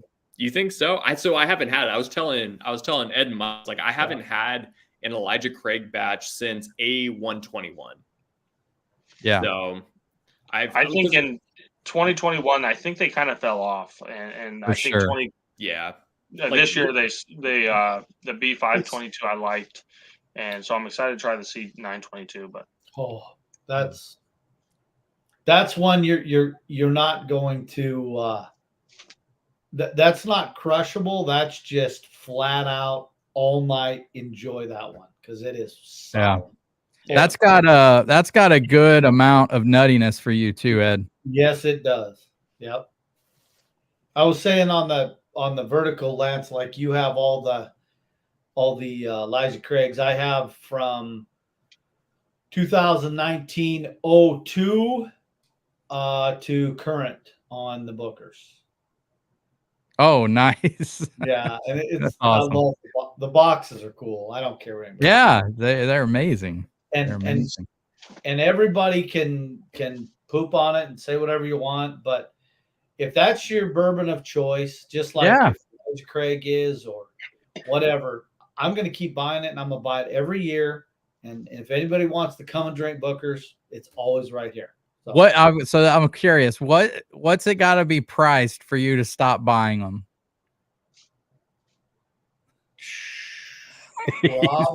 He's like, shit, a lot. Yeah, 200. Yeah, you do like Bookers. I'll tell you, I really like the Bookers line. I started probably 3 years ago, really getting into those, and I've been trying to find them. I've tried to find them everywhere I go. But some people like Jason from Master and Drum, he's not a fan. He's like talks about how he doesn't like the price and stuff like that. But every one I've gotten has been really solid so far. My thing isn't I guess my thing a little bit is the price, but more so with me, I'm not. I love, like, we had the Knob Creek pick, right? That was very honey and peanut for me, but the texture was so beautiful that bourbon I loved it, even though it wasn't necessarily my favorite flavor profile, that nuttiness and honey.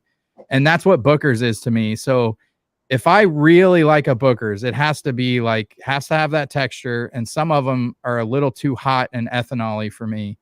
And then if it has a little bit of like a fruit note, like the Bardstown batch did, then I'm sold. I'm sold. You were in on Bardstown. Yeah. That was your jam, dude.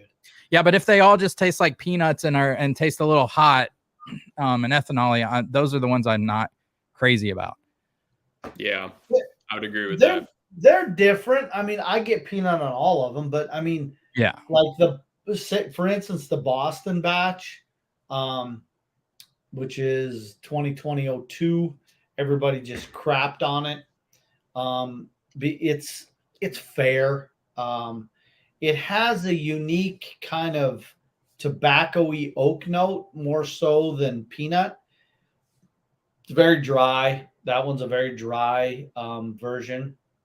The No Strangers, which is 04 of last year, has a different kind of profile. Still has the nuttiness, but and then that Kentucky Tea batch this year is actually a 7-year, which is old for Booker's. Okay, so, that's the one kind of people are going a little crazy over, right, for this year. Yeah. You know what? Really like that one. Brad Key sent me he sent me 3 samples for Christmas. One was William LaRue Weller 17. One was 4 Roses 125th edition. And then the third one was a mystery bottle. So I tried the mystery bottle the other night, and I sent him a message. I said, I really like it. It's very nutty and honey forward. I'd guess proof at 110. Either Beam or Yellowstone product. And he replied and he said, nicely done. It's Jim Beam Distiller's cut. Oh my God. Really? So but I would have priced it at like $40, $50. And I guess that's a $23 bottle. So it's good value, but have you had that, Ed? Cause I think that's right up your alley. I have 2 bottles of it. Oh, okay. Yeah. That's a fun find. That Distiller's cut's interesting. The first bottle I had was fair, but the second bottle was not. I mean, it was honey roasted peanut. It was so good, and it was $29. I think is what I paid for it. Yeah, but that so like if you just added a ton of viscosity and weight to that, then it's Booker's to me. It's just like that's what I get with Booker's. So I've got 2 bottles of Jim Beam. They're like these special limited releases that they did. One of them was like brown rice. Another one was something else. I can't remember what the other one was. They're actually really good. They're 90 proof. I'm going to have to find a way to like sneak them into a blind for y'all. But they're surprisingly good. Like I'm not a huge fan of like the nutty profile. But those don't like they're not super nutty. They're more fruit forward actually, which is interesting. So I saw the brown rice one in the store recently, and I actually got a Knob Creek from like 2019 store pick, and I saw it there, but I wasn't sure, and I didn't know the price that they go for and stuff like that, so I didn't end up getting it. But I mean, if you say it's good, I might, if I stop by there anytime soon, I might go and get that one. I think it's like a 375. Like I think it's one of those. And so like I would even pay $50 for it. Okay. I think that's what it was listed for. So yeah. There's a store so I went to a job site here 2 weeks ago, and then on my way out, I stopped at it's a Crown Liquors. It's in Fishers, and that's where I got the B522 this year. But he had this whole lineup of these Jim Beam offerings, like you're saying, Ben, with the brown rice, and there's like an oat, maybe. So I think it's a red wheat. Okay. Red wheat and brown rice, I think, are both of them. But he had them both behind the counter, and they were 375 bottles. Can't remember what he was charging for them, but if they're decent, I may go back up there. I would get them. Did you guys see? You probably didn't. ADHD's advent calendar. One of the latest reviews was of Little Book, and he obviously didn't know what he's drinking, and he shit all over that. He's like, "What in the hell? Whoever blended this." What was it? The latest batch? Yeah, I think it was the latest Little Book. Yeah, he hated it. He like got physically mad at it. It was hysterical.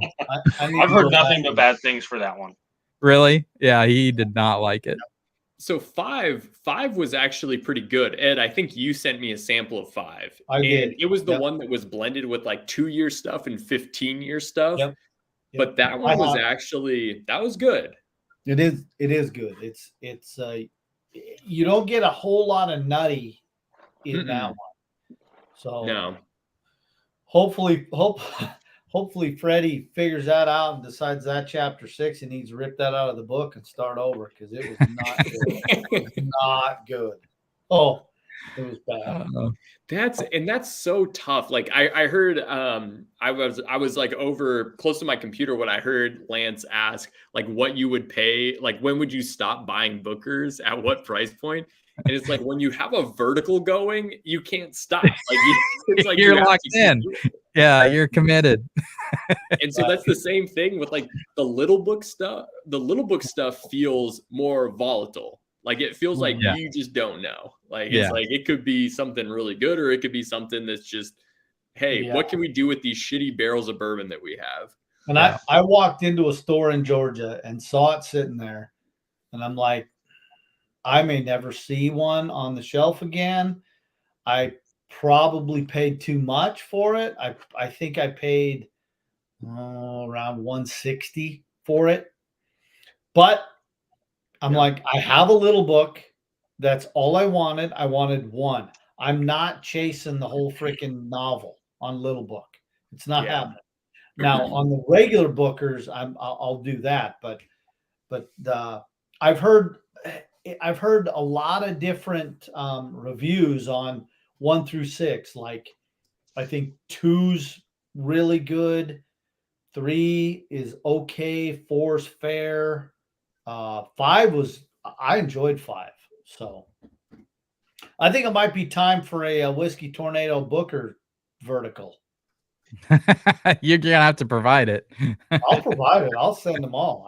That's fine with me. I don't care. Yeah, we did one last year, right? And I think I put Pigskin as my favorite of that year, whatever year that was. That 2021. Yeah. Or no? Yeah, it was.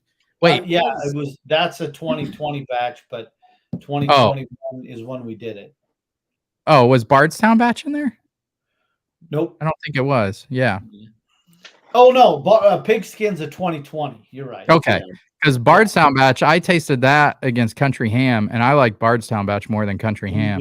And I was like blown freaking away, because you rave about Country Ham. You're like, Country Ham. I'm like, he's gonna pick Bardstown. Watch, he's gonna pick Bardstown. It was actually really cool when you sent Ed, when you sent us the Booker's blind. Like that was actually cool. Like it's not my flavor profile, but to kind of see the differences when you compare them side by side, it's less of, hey, this is just peanuts, and it's like you can start to kind of see some of the differences between them. Yeah, if we want to pull a Fred Minnick, I'll send him, because I have 11 of them now. So jeez, Jesus, we'll be on our faces.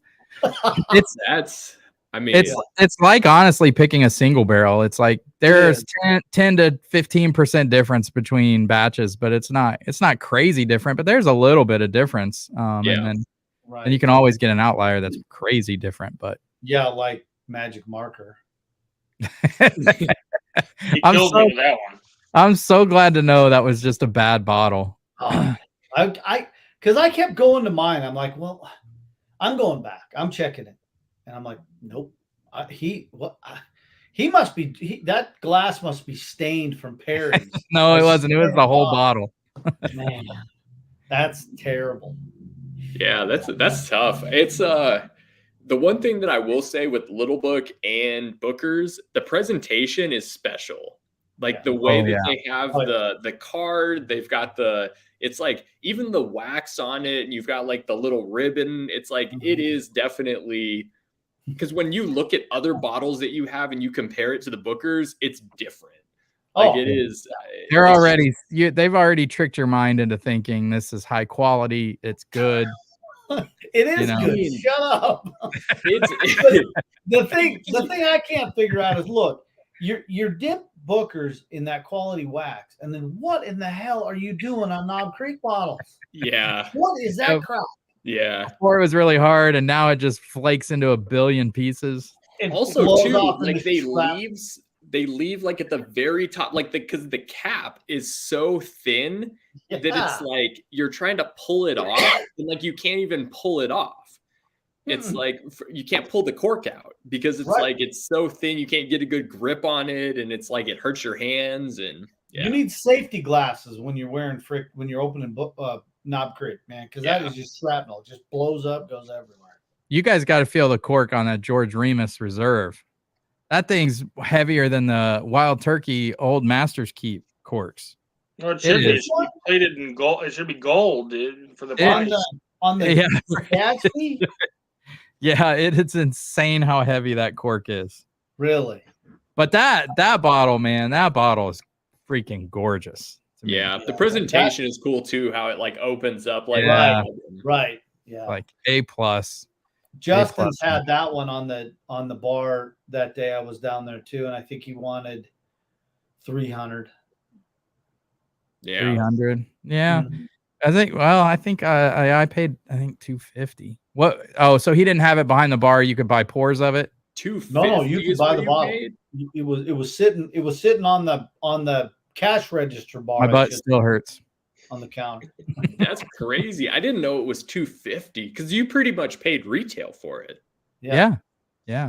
Golly. Yeah, I still walking funny. It was awful. Was that Ray charged you retail? No, that was at Benny's. Oh, really? Yeah, it was on the shelf, so it could have been in our Bourbon of the Year running, but it's just the value killed it. What's that? Not at a 2.9. No, I didn't even rank it bar worthy. Oh, I have to go back and watch that video. Yeah, because I'm interested to see what you think, because I've heard the Volstead is amazing. The Volstead is good, really good. Yeah. Yeah. The Remus is good at $100. At 250, it's like, fuck, man, that's a lot for 100 proof bourbon. That's just, it's no shit. Yeah. It would be, what would be fun is doing, that would be a good Friday night bourbon fight. Remus Gatsby Reserve against Old Fitz 17. Oh, it's a fair matchup. Proof. Yeah, same proof, just a couple years difference. That would be fun to do and see which one I like more. It'd be really interesting. I mean, I would swear it would have to be Old Fitz 17, but I don't know. Yeah. Now this C9 22. That's dangerous bourbon right there. It does not drink 124 proof. Once you get a couple sips into it, you're like, this is 107 proof. Yeah.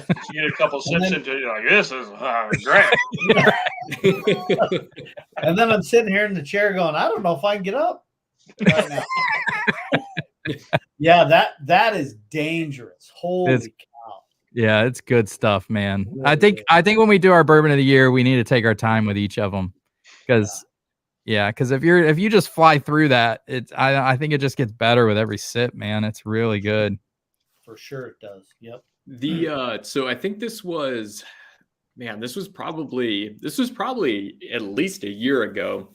I'm gonna remember this forever, but it was the blind that Lance sent that had it was Old Forester single barrel proof, and then right after it was the George T. Stagg. Oh. And it was like I poured the entire thing of the Old Forester and I poured the whole thing of the George T. Stagg. And this was like at the very end after we'd already had like 4 different pours. Dude, those are like 130 plus, both of them. That Both killed of them. me. That was one that killed me. Like that was one of the drunkest like times that I've had. Like I was laying on the ground just groaning. I was like, At least you didn't pass out on a live stream. That's happened before. Yeah. I couldn't imagine being that drunk, but I was pretty close. You didn't see that, Ed? Go back and watch the Smoke Wagon limited rye vertical that we got a hold of every barrel and we tasted them. I went back and I watched it. Yeah, he's asleep with his head in his hand. He's racked. Who was? This guy that came over, he had one of the bottles, one of the 4 or 5. I can't remember how many there are.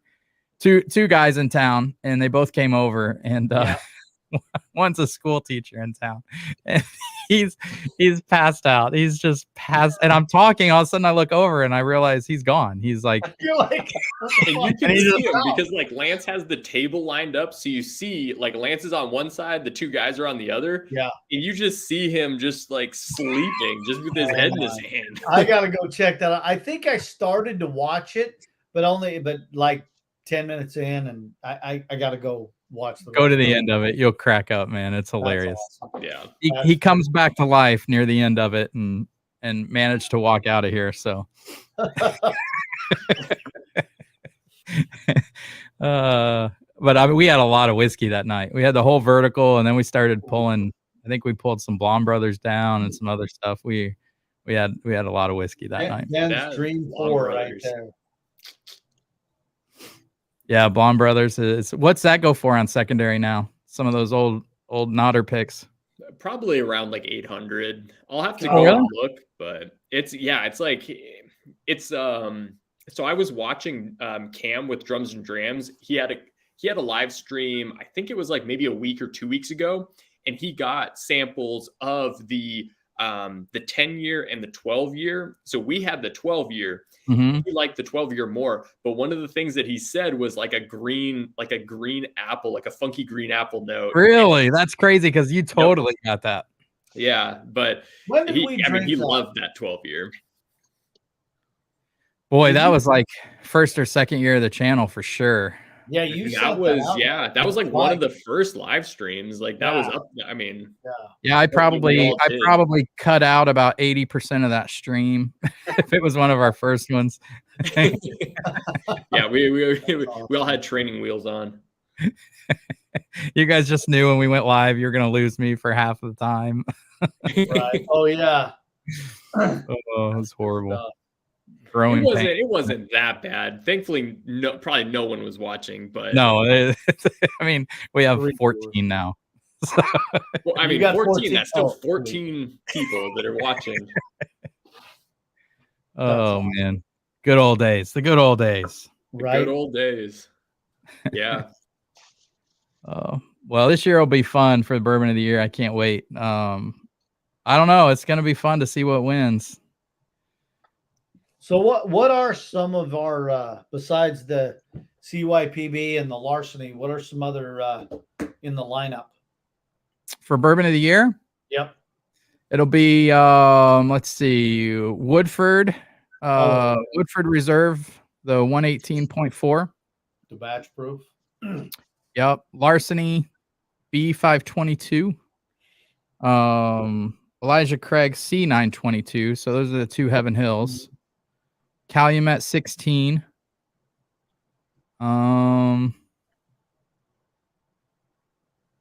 can't remember what else is in there. I'll have to go back and look at your the rankings. It might have been something I haven't posted a review on though. Okay. I kind of like not really knowing, like kind of having an idea, but not really knowing. That's fun. Yeah. Yeah, there's something else I can't remember. And then we'll taste Parker's after we go through that and pick our bourbon of the year. We'll celebrate the year with Parker's. You No, you should do the same thing that you did last year, where you threw throw a budget one in there. Yeah, maybe not a budget, but maybe something like around that $50 price point. Like just kind of toss it in there. That would be interesting. All right. Yeah, something mainstream that you know, you can get anytime, anywhere, and all right, just throw you off. Yeah, so last year was Cooper's Craft, and it did well. It did well in the lineup of everything we had. Ben loves it. That, I mean, yeah. I wish it was readily available here. We don't have it here. Yeah, if it was, you need to buy like 6 cases of it. No that was my bourbon of the year. Yeah, crazy. I wish, knowing now and like as expanded as our palates are and stuff, I want to go back to the first year. I want to taste the bourbons we had in our first flight for bourbon of the year. God dang. Wouldn't that be cool to be able to do, or have every, you know, like once we get to the 5th year of the channel, do like bourbon of the year for every year in a lineup. Yeah. Yeah. I've got a Wild Turkey 17, a Discovery 3, and the Elijah Craig A120. So I've got 3 of them. You need a Sam 15. It was a 14. It was a 14. Okay, 14. Yeah. And then it was a Remus. It was a Remus 3. I've got the Remus 3 too. So oh shit! So we could do it. Yeah. Did he got a 14? Huh? I got a 14. You got a Sam 14? Mm-hmm. Oh damn! Do another lineup. Oh man, we need to make that happen. That'd be fun. Oh god, because I mean, you just think about that lineup of bourbons right there. That's just hitters. That's 5 hitters right there. What was the winner? It was Discovery 3, right? Yeah. Yeah, Discovery 3 won. Yeah. And Elijah Craig A120 was like 1 point behind it. It was really close. Yeah. I think the Hirsch, that Hirsch single barrel, the cask strength, I think that one would beat the Elijah Craig A120. Yeah, I think so too. Yep. That bottle's freaking amazing, man. Yeah. Yeah, it would be really fun. So let's see, if we do Discovery 3, if we did our top bourbons, the second year, what won our second year? Discovery Booker's. 3 was first. Booker's. No, Booker's was our third year. Oh. Bardstown Batch was our third year. I don't remember what the second year winner was. I think it's only 2. I think it's the we only done 2? Yeah. Oh. I thought, yeah, we've only done 2. Oh, okay. All right. Well, we got a ways to go then. Yeah, because you think about it, you really started like posting videos during COVID, which was 2 years ago. I mean, a little more than, but yeah, that's true. Yeah, so you got Disco 3, and I've got a backup of the Bardstown. I have 2 bottles. Mm-hmm. The Bardstown would not hold up to that like first year lineup. No, I don't think so. I think everything would probably beat it. Yeah. Like, maybe not Sam Houston 14, but I think everything else would beat it. For my palate, it would. Yeah. It's like whatever. I mean, it's crazy to think like the Remus 3 didn't even do super well either. Finished 4. No. Yeah. I think it's just because like the A120, like everything else, because you had like these 2 bourbons that were 100 proof, and then everything else was like higher. I guess the Wild Turkey 17 was 100 proof too, but which Ed Bell sent me another sample of that, and you try it. Oh fuck, it's so good. It's good. You like it? Oh wow. Yeah. Yes. Yeah. I did. It's fantastic. But I know what it is now going in. So I'm not looking for vanilla caramel. Yeah. So, you know, you sip on it, and that medicinal hits me, and it's like, oh boy. But then the next sip, it's like, wow. Okay. And the thing about that bottle is too, Wow. the further it gets down, the stronger that medicinal note gets. It gets like kind of out of control. Like I have this much left in my bottle, and it's like, but it's, to me, that is one of those where that 17 years, you can't duplicate the texture of that bourbon. The viscosity, the oiliness of it is just it's special. It's special, man. It's so good. There's a bar in Louisville called Neat, and they've got some dusty pours, and they have some unique bottles, but they had a bottle of that for sale for $325. Oh shit. I got to get a backup of it. It goes for like $350 on secondary right now. So. And I think TJ said they still had it. If I'm down that way and I go back to Neat and they have it again, Lance. Yeah, let me know. I need a backup, because that was one of my favorites from the first year the channel was going on, and it was distilled the year my oldest daughter was born. So I just freaking love that bottle. Good news is you can still, like, $350 is what that one goes for, which is still crazy. Like, it's crazy to think about. Like, that's so good. Like, $350, I would consider paying $350 for another bottle. Yeah. I just need to trade my CYPB for 2 of those. Yep. Yeah. That's what I need to do. Yeah. Because I'm never going to open that, because it's just okay. And then I have a Weller 12. That's another thing I'm never going to open. That's just, someday I just want to trade that for something, you know? At Justin's, they have no CYPB, but Reserve Antique 12 full-proof, and the Weller 12, they want $499. That's crazy. Yeah. My brother. See, that's tourist money. You get somebody down there that's drunk and walks in there and has never seen it, and they'll buy it. So my brother last weekend sends me a picture, and he goes, "Dude, look at this." And he's in Denver, and he goes into a Total Wine, and he gets a Weller Special Reserve 175 for $43. And I was like, "What?" And he gets a Buffalo Trace store pick for $24.95. And I just start laughing, going, that stuff would be in lotteries here. Yeah. And they got a friend said Weller 12 sucks. Well, Weller 12's all right for $30. Yeah. I mean, you used to find it on shelves everywhere at that price. For $500, you're right. It sucks. For $100, it sucks. Like secondary is like $250 on that one. And like, I've had it and I'm just like, I don't like a good Buffalo Trace store pick is pretty much on the same level. It's like, I just don't see the big difference between the two of them. Yeah. Last time I was in Denver, I got a Weller Special Reserve for $29.99. They have them. They must be all over there. Mm-hmm. When they have them, my brother says when they have them, that's what they go for. They don't jack them up.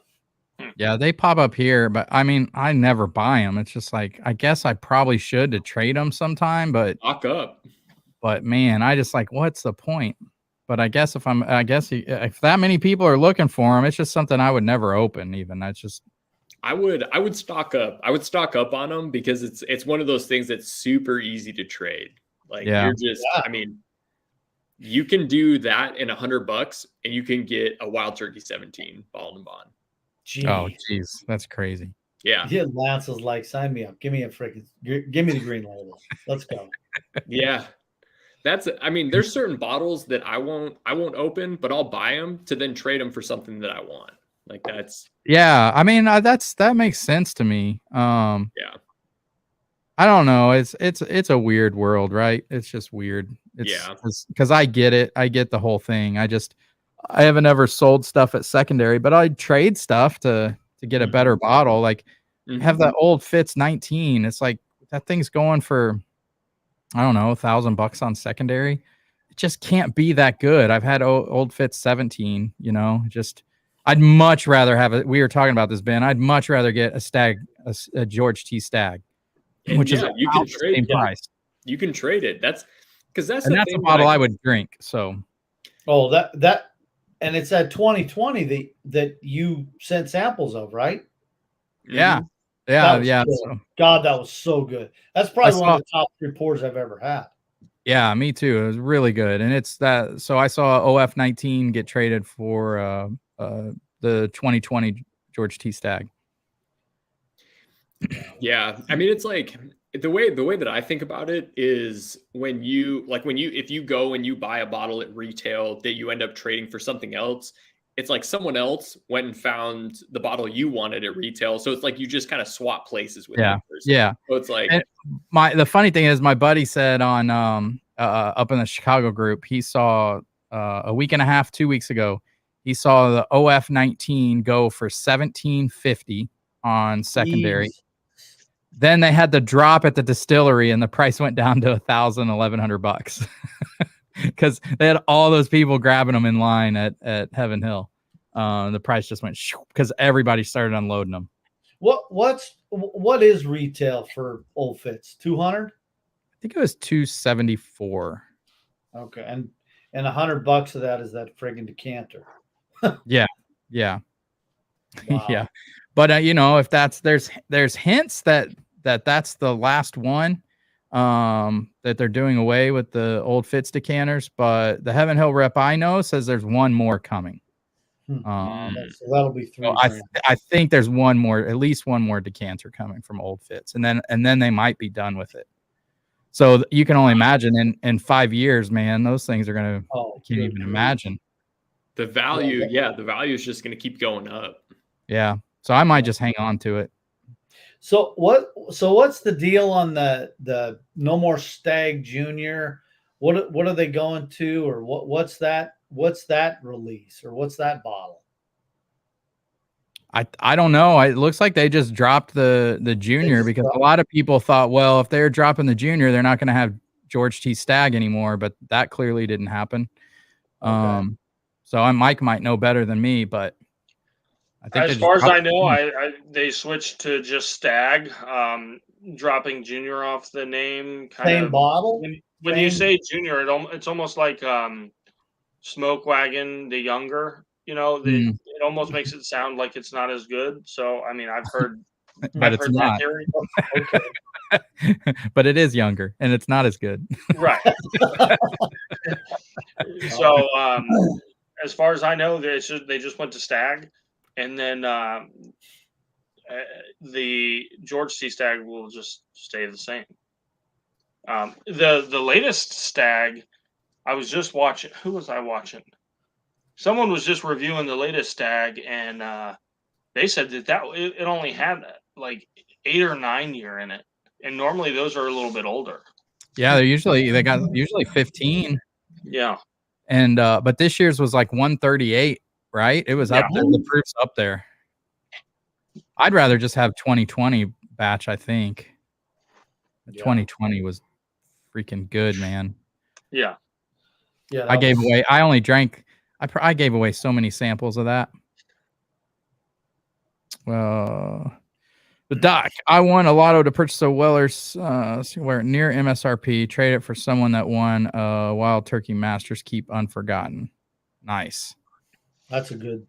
I think that's a better deal. Yeah. I think it was in Georgia that I had just poured the remaining like 1 ounce or half ounce of that Stag 2020 sample that you sent. I'd been milking that thing. Ooh, saved it. Saved it. So good. Huh. What's your guys' favorite pour of the year been so far?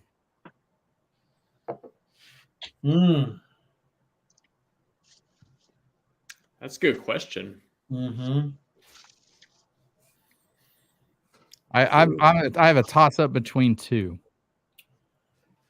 I mean, what are we? December 23rd, and that Michter's barrel strength that I cracked might just vault right into top 2, man. God, that's good. It's so good, man. It is good. Jeez, that's good. I'm trying to think back to like what I had at the beginning of the year. I wish you could have tasted more stuff at Whiskey Mash. Yeah, I do too. I do too.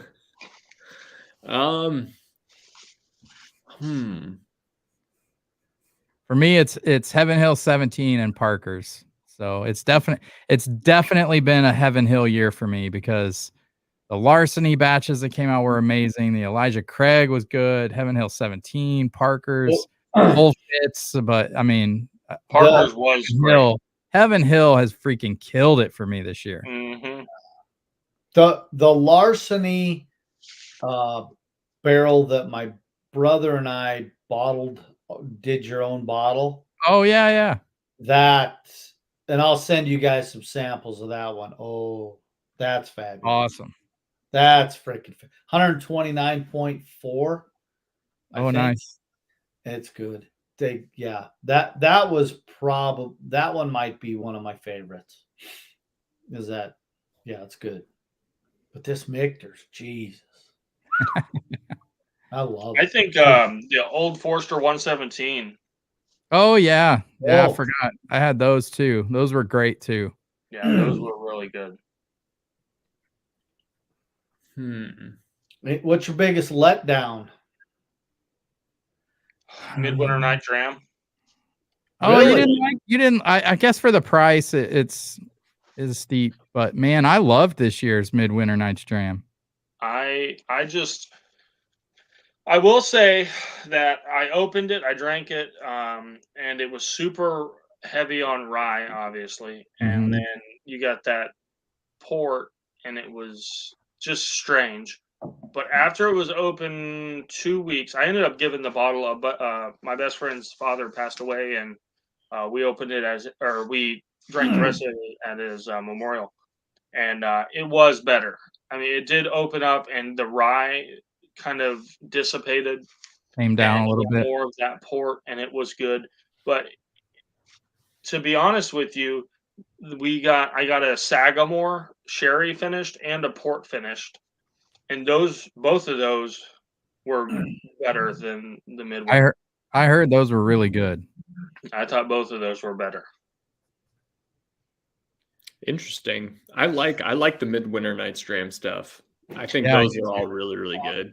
I haven't had one in a while. I don't know if it for me was the hype around it, and then to get it, and it just wasn't, fantastic, or to me, or if it was just not great to me. But I did think the Sagamores were better. I mean, and I got two Sagamores, $60 each. I paid $107 with tax and stuff for the Midwinter. Yeah. Oh man, most disappointing. I mean, the worst was Cardinal Spirits Perry Secret Stock quinoa. That was the worst. How do you really feel about that bottle? That is hands down. It isn't even close. That's the funniest, best YouTube video, Whiskey Tube I've ever watched. I was like, nope. Nate says like, nope. That was great. I have to pause it every time because I need to listen to the whole video, but I start laughing. I laugh for like 5 minutes. God, that was horrible. I think biggest letdown might be Gatsby Reserve because I love old MGP so much, and I mean, I was so excited to get that bottle. I didn't think I'd see one. I found one on the shelf. I was so excited for that bottle. And it's just because of the price. If it was priced at, it's not bad, but if it was priced at $80 to $100, it would be so much better. But man, the price on it's just kills it. So that's my disappointing one. Not that it's bad. I just was wanting so much more from it. Right.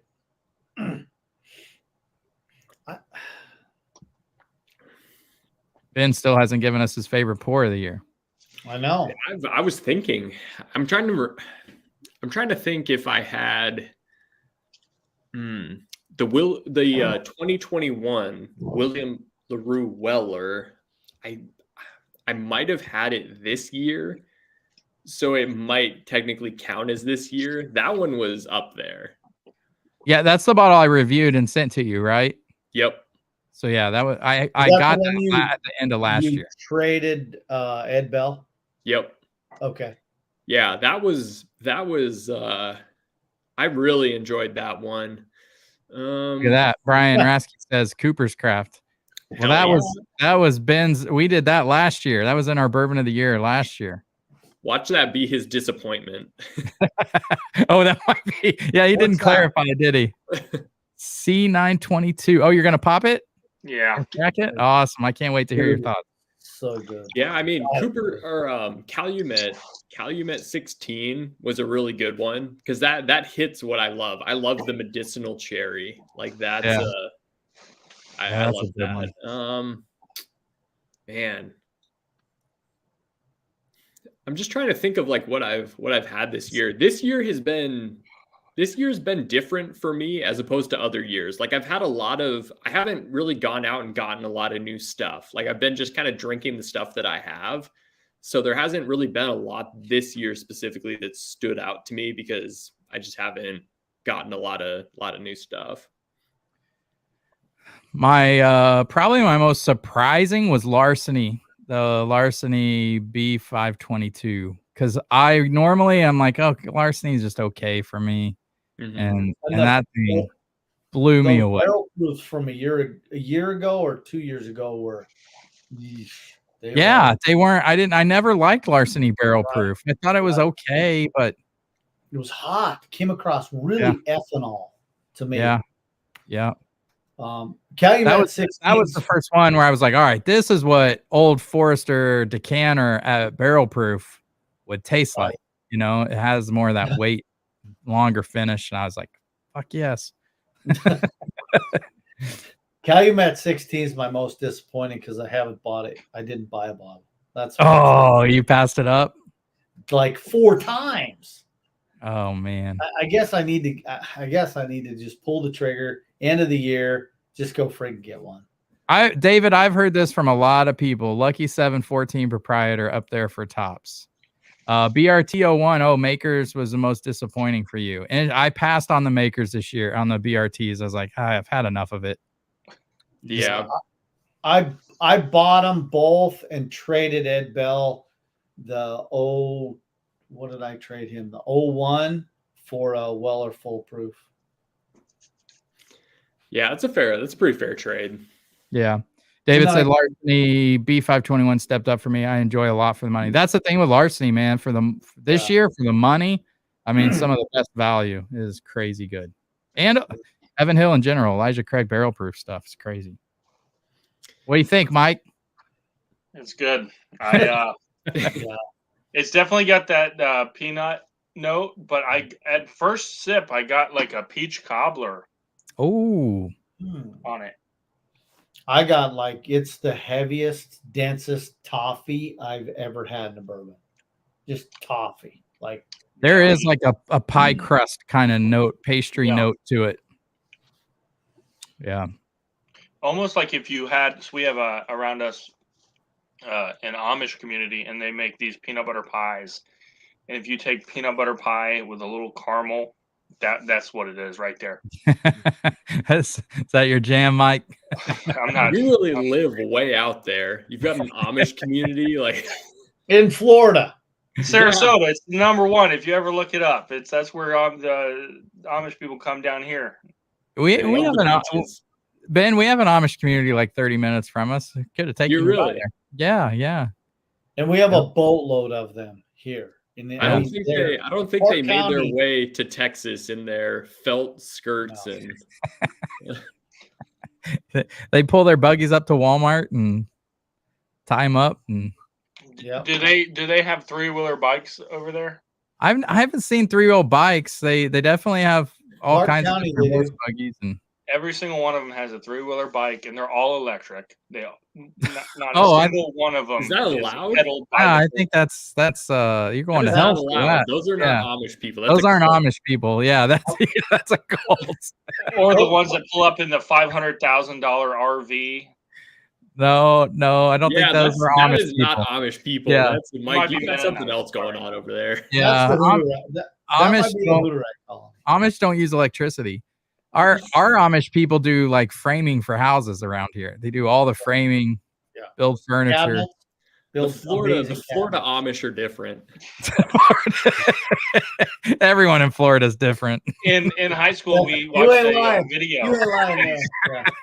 In high school, we watched a video in psychology class, and it was about a Rumspringa, a kid going out, and they get to experience the world, whatever. And it was the actual documentary that was made by, I don't know if it was History Channel or something, was in Sarasota. It was from one of the kids there, and it was crazy. The Amish in Illinois have names like Jebediah, and in Florida it's like a little pork chop and T-bone, and their Amish are different. They build them different in Florida. Yeah. That's funny. You were talking about, you're driving up in RVs and stuff like that. It's like that's not Amish. You got to have a horse pulling that thing. Yeah, not unless the horse is pulling it. Not a horse in sight. Oh yeah, those aren't Amish. Horsepower. Yeah, No, They found a might- loophole. Those are the high-end Hooterites. Yeah. uh, There's a giant Hooterite colony in Montana, and they did a wait, what is it? I don't know what that is.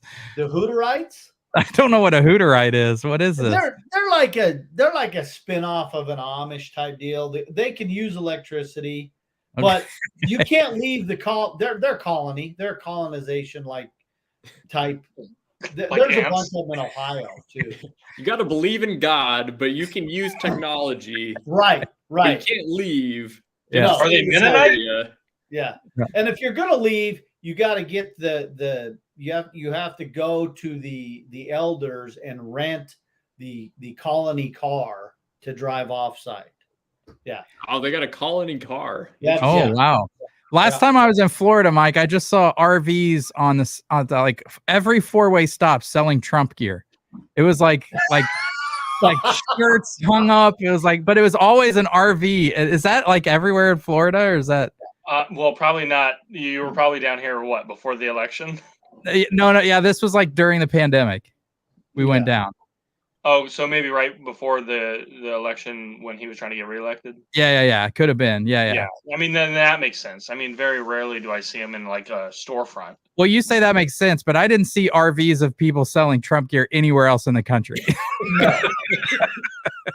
This was a very You see Mike pants his camera, and there's like just a big like Trump, a big Trump like flag of America there. But it was all out of RVs. It was only out of RVs. It was Right. hysterical. I only Right. saw. I might have saw You get a an couple RV. of those. You know, maybe 2 in our county at least. But I mean, there was one where they rented out like an old store or something, and they were selling Trump gear out of that. Store's been closed ever since. They're not Lance. They're like $600,000 RVs. Yeah. These were expensive RVs. It looked like it. And they were all set up at four-way stops, everywhere we were going in Florida. We're like, man, this is crazy. It's everywhere. That's freaking awesome. That's so. Yeah, fun. it was funny. You can sell anything anywhere here. Yeah, well, that's the thing. Like, I was like, don't they need permits to like? Maybe they had them, or maybe you don't need them. You just set up wherever. Set it, yeah. Yeah, you'll need beaches and permits Trump in this county flags. for this county. Polk County, that might be a whole different thing with Grady Judd in there. So yeah, I don't know where we were. We were going to Tampa, so we were driving like through the, all of Florida, really. You went down 75, or did you go through 95 to I-4? Man, I can't remember. It was the wildest thing, man. Because in Illinois, Illinois is so fucking liberal that we were wearing masks. Everything was shut down. When we hit the road, we were like, man, we don't know if we can go to the bathroom anywhere. Mhm. because we just didn't know if anything was going to be open. The rest areas were closed. And then we crossed the border into Tennessee and we stopped to get gas. And it was like a gas station / restaurant.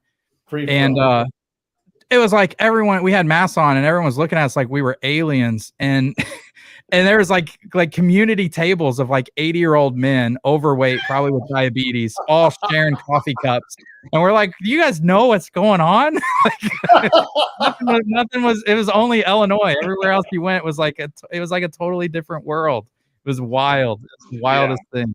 Yeah, we had masks for 2 weeks here. I mean, there's a reason DeSantis, he ain't leaving. Yeah. It's wild, the difference. I mean, there's still people that are driving in cars with masks on in Champaign. It's hysterical. Oh yeah, we see it all the time. I work outside. I got my guys on my crew, and we're around the county all the time. And you'll see a little old lady, driving her car, and she's got her mask on. She's the only one in the car, and it teach their own and all. But it's like, come on. To each their own, but come on. That's another shirt. Yeah. To each their own, but come on. That goes on the back of the other one. Yeah, they tried saying that at work that we had to wear masks. We were working outside in 110-degree weather, and they're like, you got to wear a mask while you're working, even by yourself. And we're like, you realize that everyone's leaving. No one's staying at this job if that's what you're requiring. And they're like, you just hear tools hitting the ground. Yeah. They're like, okay, well, maybe just when you're in the car. No, it never happened. Yeah.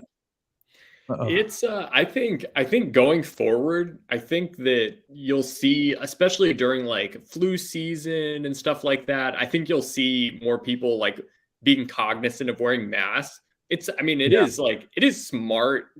And I think like, cause I was at the grocery store today, like going and picking up some stuff, and there were much more people than normal wearing masks. And it's like, I mean, it is smart. It's like, there's a cold going around. It's like, there's, it's like, I think in some situations, I think it makes sense, but yeah, it's like, it's one of those things. I think you just have to be aware of like who you are and what your life looks like and who it could affect. And everybody's different. Yeah, absolutely. Well, Renee and I were talking, we live in a university town that's, we have a ton of Asian students that go to school here, that go to the University of Illinois.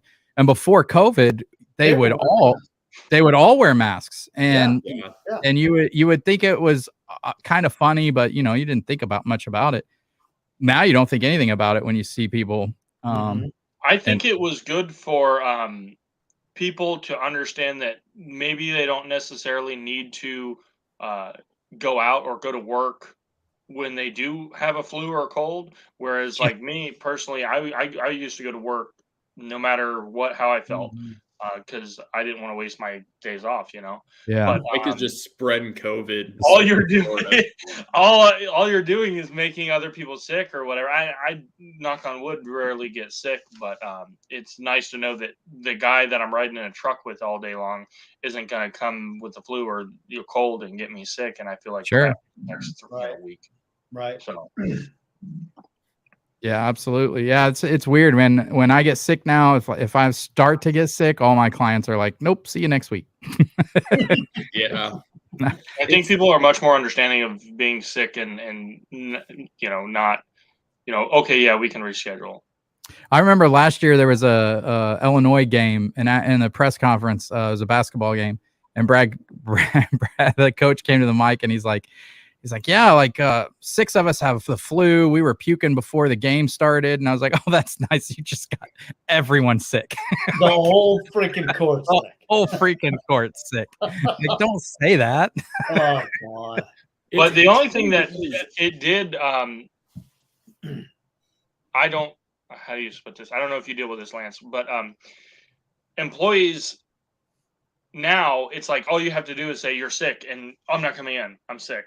Even if they're maybe not sick. That's the only thing that I have an issue with. I could definitely see that. My company's not like that because we have a gym. So if you're not training clients, you're not getting paid. So right. they won't. I mean, it's amazing how few sick days are our trainers take off. Yeah, and probably they're all healthy. You know, they don't look like Yeah, and they work out and they eat healthy, and so they are a lot Yeah, healthier. But They yeah, don't they look like Mike. they don't look like me. They don't. And they don't.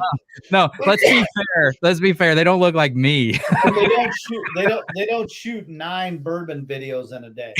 Yeah, Did you hear how aggressive he said, Mike? yeah. He He said that really did. aggressive. He did. Oh That's man.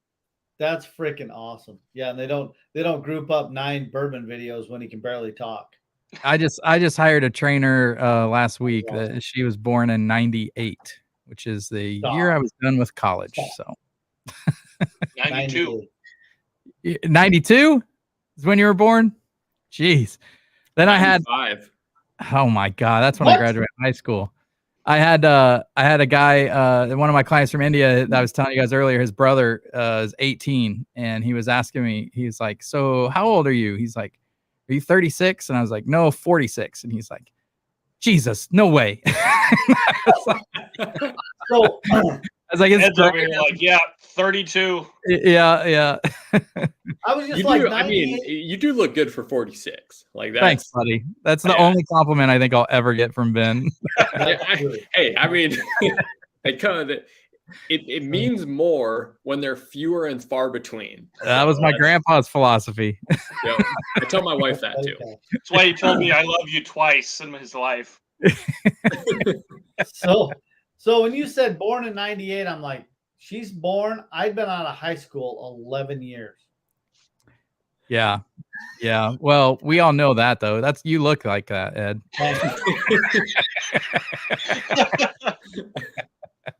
I'm just kidding, Ed. You look good for your age. I don't feel it. I swear I don't. I'm gonna 3 weeks. I'll be 52. You move around great. What do you mean? Thanks. You don't have a walker or anything? You haven't had a hip surgery? Yeah. You got both your real knees. It only took him 51 years to create a palate. That's questionable. Oh wow, man! And I keep giving him $50 a month, right? What the fuck's wrong with me? Hey, Ed, are you going to Yeah. be there next year at the Whiskey Mash? What Are you going to be alive next year, Ed? maybe? I don't All right. know. Are you coming to the Whiskey Mash? I'm gonna plan If on he it. doesn't have a Brandy Carlisle concert to go to. I'm just asking. Fuck off, Ed. Fuck off, Ed. Fuck off, Ed. Fuck off, Ed. Fuck off. I love that. I love it. Give me the Booker tears. Give me the Booker tears. man. Booker Tears. I Where's got it. the Booker tears. I got it somewhere here. Where Oh, is it? I only ask because There you There go. it is. That's the best. I God, only I ask love because it. we I love missed it. you. All right, We did really miss you, Ed. We missed your I stories. miss you about the guys. I always campfire. do. We have a great time. Like Lance said earlier in his video, I don't give a shit. I mean, yeah, I like what we're drinking, but it's all about the camaraderie of the community. Yeah. It's so much fun. Yeah. Yeah, it really is. It's amazing. It's the best thing. It's the best thing. We could, I mean, it's kind of like we could be drinking a $30 bottle around a campfire, and I'd have just as much fun as if it was like a $200 bottle. Yeah. Especially if Ed's telling stories. What? If Ed's telling stories and Ben's trying to keep a fire going with corn stalks, I'm in. Yeah, Yeah. The rest of the guys can be just staring into the fire like last time. Yep. We need a fire pumpkin pit. spice- Next keep year the we pumpkin need a spice fire going. pit. We'll definitely have a fire pit next year. Yep. Yeah. Good. I don't know if we've set a date for Whiskey Mash. I need to talk to Narav. Make sure we get a date. I thought it was the weekend after Labor Day. After Labor Day. That could be right. Is that what he said? I don't know. Here, I'll text him real quick. I can't remember. I thought I put it on my calendar as September 9th. Okay. That might be right. I think he did announce it. Because I'm flying, I've got a wedding in Denver, and then I'll literally be flying from Denver there and then flying home. Okay. Awesome. So you're coming next year for sure. Oh, yeah. Sweet. What else do I got to do? I don't have. It's gonna be nice weather. Jeep with the doors off. That's right. Yeah, Ben misses my snoring. Oh. It didn't even bother me that much. I was just so tired. I would smother you with a pillow. There's no. I'm just telling you, or I'll. I would welcome it. Okay, good. 'Cause it's coming. Put me out of my misery. Just do it already. Mike's into that kinky stuff. He's like, hey, take the pillow, and when my mouth is open, just shove it in. It's not the first time. I'm gonna pretend that Ben did not just say that. I'm gonna, good Lord. Oh. Oh man. Oh man, too Good funny. stuff, fellas. Well, guys, I better get going. But thanks for hopping on. How'd you guys like the advent calendar this year? It went good. Yep. Absolutely loved it. Favorite whiskey thing of the year. That and the barrel pick, they're my favorites. Cool. Was this format good? Did you like doing the live streams every week? Yeah.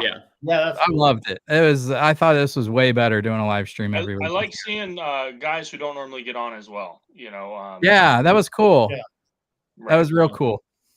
Yep, because some of them, it's Patreon's so weird, man. It's it doesn't lend for conversations.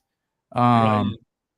So some people just don't feel comfortable getting on and saying much when you comment on Patreon. So for the most part, it's kind of even like the big channels. And if I'm in their Patreon, the Patreon doesn't get a lot of activity back there sometimes. So you never know if what you're saying is actually going through. Or like I have one guy that contacted me. He's like, "Hey, I'm a Patreon member. I don't have the app and I don't know my password." And he's like, "I'm just gonna keep paying you because I don't know what to do." I'm like, "Fine." I don't know what to tell you. I don't know what to do.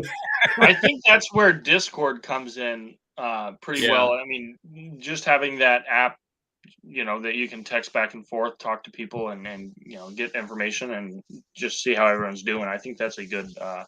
If people aren't on it, if you're watching the two of you, just check, make sure you're on the Discord. Yeah. Discord's nice.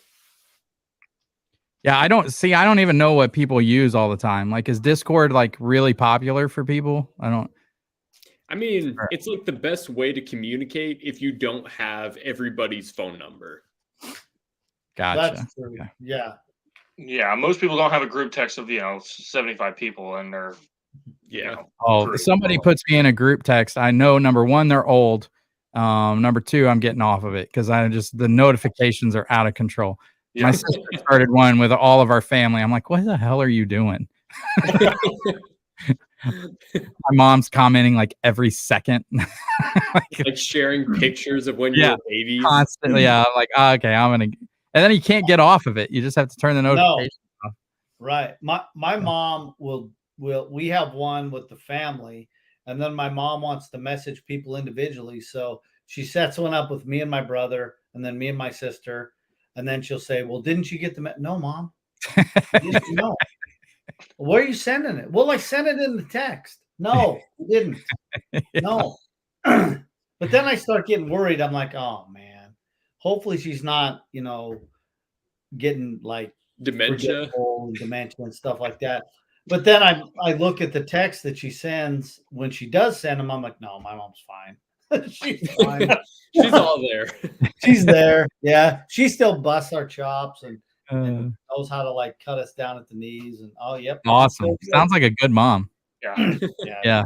Anybody that cuts you down at the knees, I like them. You love my mom. I'll tell you what. I would. If she makes fun of you, I would love her. Constantly.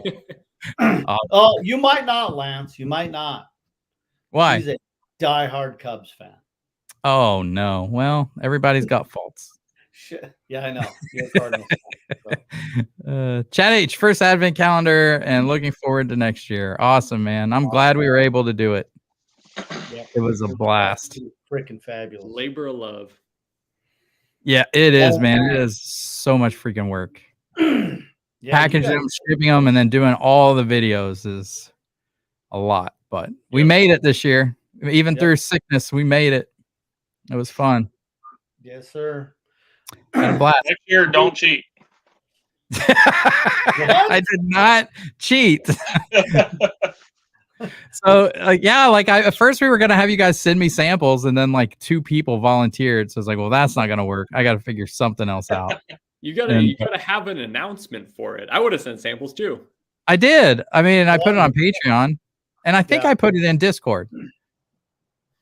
Next year at the beginning of the year, say, hey, this is what we're gonna do. Send in your sample, or like send in a bottle, or do it that way. In 2 weeks. Hold on. By the way, next year at the beginning of the year, that's 9 days. So Yeah. Yeah, in 2 on, weeks, do that, and that's awesome. All right, so bourbon of the year we'll do December 30th. I'll send those samples out Monday to you guys, and we'll have the next live stream next Friday. Then, hell yeah, sound good? Yeah. Looking forward to it. All right, I love you guys. Thanks for everything, man. It's been a great year so far. I can't wait till next Friday. Merry Christmas. Do you guys have a great Christmas? Yeah, you guys have a great safe. Christmas. Merry Christmas. Good luck, All right, Mike. guys. Hopefully Merry it flies Christmas. pretty well. Happy Hanukkah, whatever you do. Whatever you do. All right. All right. Talk to you guys later. see y'all. See ya.